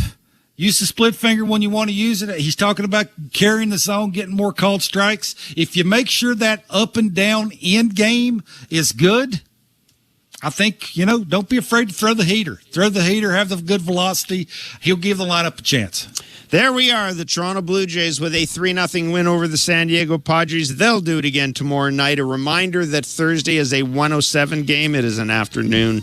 First pitch will be along with Blue Jays talk following both games. And, of course, as always, Blair and Barker from 2 to 4 Eastern on Sportsnet 590, The Fan and Sportsnet. So, thank you for listening to Blue Jays Baseball, brought to you by the local family-owned Crown Rust Control Centers in Gander, Newfoundland, and Port Hawkesbury, Nova Scotia. Crown is proud to be Canadian-owned and operated since 1986. So protect your vehicle from rust today at your local Crown Rust Control Center, or visit crown.com. Crown, Canada's number. Major League Play-by-Play is now on SiriusXM Radio and online with the SiriusXM app. Why do I love calling this game? Calling this game. Calling this game. Calling this game. Why do I love calling this game? It's because I get a chance to bring some joy into people's lives. Anything can happen on a baseball field. We've got a new game. It's perfectly unscripted theater. Everybody on their feet. Because you never know what you're going to see on a given day. Vladimir Guerrero Jr. just walked it off. There's just something about baseball on the radio. Something about the way wood hits leather. A swing and a drive to deep left center. The way leather hits dirt. And he made the play. Oh, my. The way a deep fly ball sounds like it's about to change history. High fly ball to center field. It's hit pretty well toward the wall. Until the cleats hit the grass, hit the crushed brick, and then nothing but sky and a silent crowd. That ball's high. Until leather hits leather and 40,000 fans lose their collective minds. In a perfect symphony of chaos. He jumped up on top of the wall, balanced himself, and caught it. The way nothing triumphs a perfectly honest call. I don't believe what I just saw. And the way the right voice can make a moment live forever. Touch 'em all, Joe. You'll never hit a bigger home run in your life.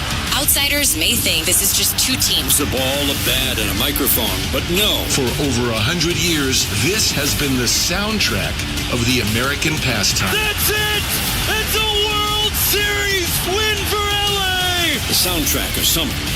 This is Major League Baseball on the radio. Right now on SiriusXM. All rise. Coming in 5. Get ready to play. 4. Get up! Get up! 3. Can you believe it? Put your seatbelt on. Wow. Talk about the game and all the stories on MLB Network Radio, SiriusXM Channel 89, and online with the SiriusXM app. 7:07 p.m. Toronto Blue Jays taking the San Diego Padres. Blue Jays on Sirius 139, XM 180, and Internet 868. Padres on Internet 862. 7:40 p.m. Chicago White Sox face the Seattle Mariners. White Sox on Sirius 106, XM 182, and Internet 846. Mariners on Internet 864. 7:40 p.m. Milwaukee Brewers taking the Baltimore Orioles. Brewers on Sirius 119, XM 183, and Internet 856. Orioles on Internet 843. 7:40 p.m. Minnesota Twins take on the Cleveland Guardians. Twins on Sirius 160, XM 184, and Internet 857. Guardians on Internet 848. 7:45 p.m. St. Louis Cardinals taking the Detroit Tigers. Cardinals on Sirius 161, XM 181, and Internet 865. Tigers on Internet 850. 8:40 p.m. Colorado Rockies taking the Philadelphia Phillies. Rockies on Sirius 162, XM 185, and Internet 849. Phillies on Internet 860. 9:45 p.m. San Francisco Giants taking the Kansas City Royals. Giants on Sirius 85, XM 186, and Internet 863. Royals on Internet 852. 10:05 p.m. The A's take on the LA Angels, with the A's on Sirius 83, XM 187, and Internet 841. Angels on Internet 853. 10:10 p.m. LA Dodgers take on the Arizona Diamondbacks. Dodgers on Sirius and XM channels 89, Internet 854. Diamondbacks on Internet 840. Spanish feed on Sirius 138, XM 188, and Internet 871. For 24/7 coverage of Major League Baseball, from day one of the regular season to the final pitch of the World Series, keep it locked on SiriusXM MLB Network Radio, Channel 89. I'm Frank Trachtenberg with your SiriusXM MLB schedule for Tuesday, May the 20th. All times are Eastern, and please remember, all games, times, and channels are subject to change. Check SiriusXM.com for the latest updates. In Major League Baseball, 6:40 p.m., Miami Marlins taking the Chicago Cubs.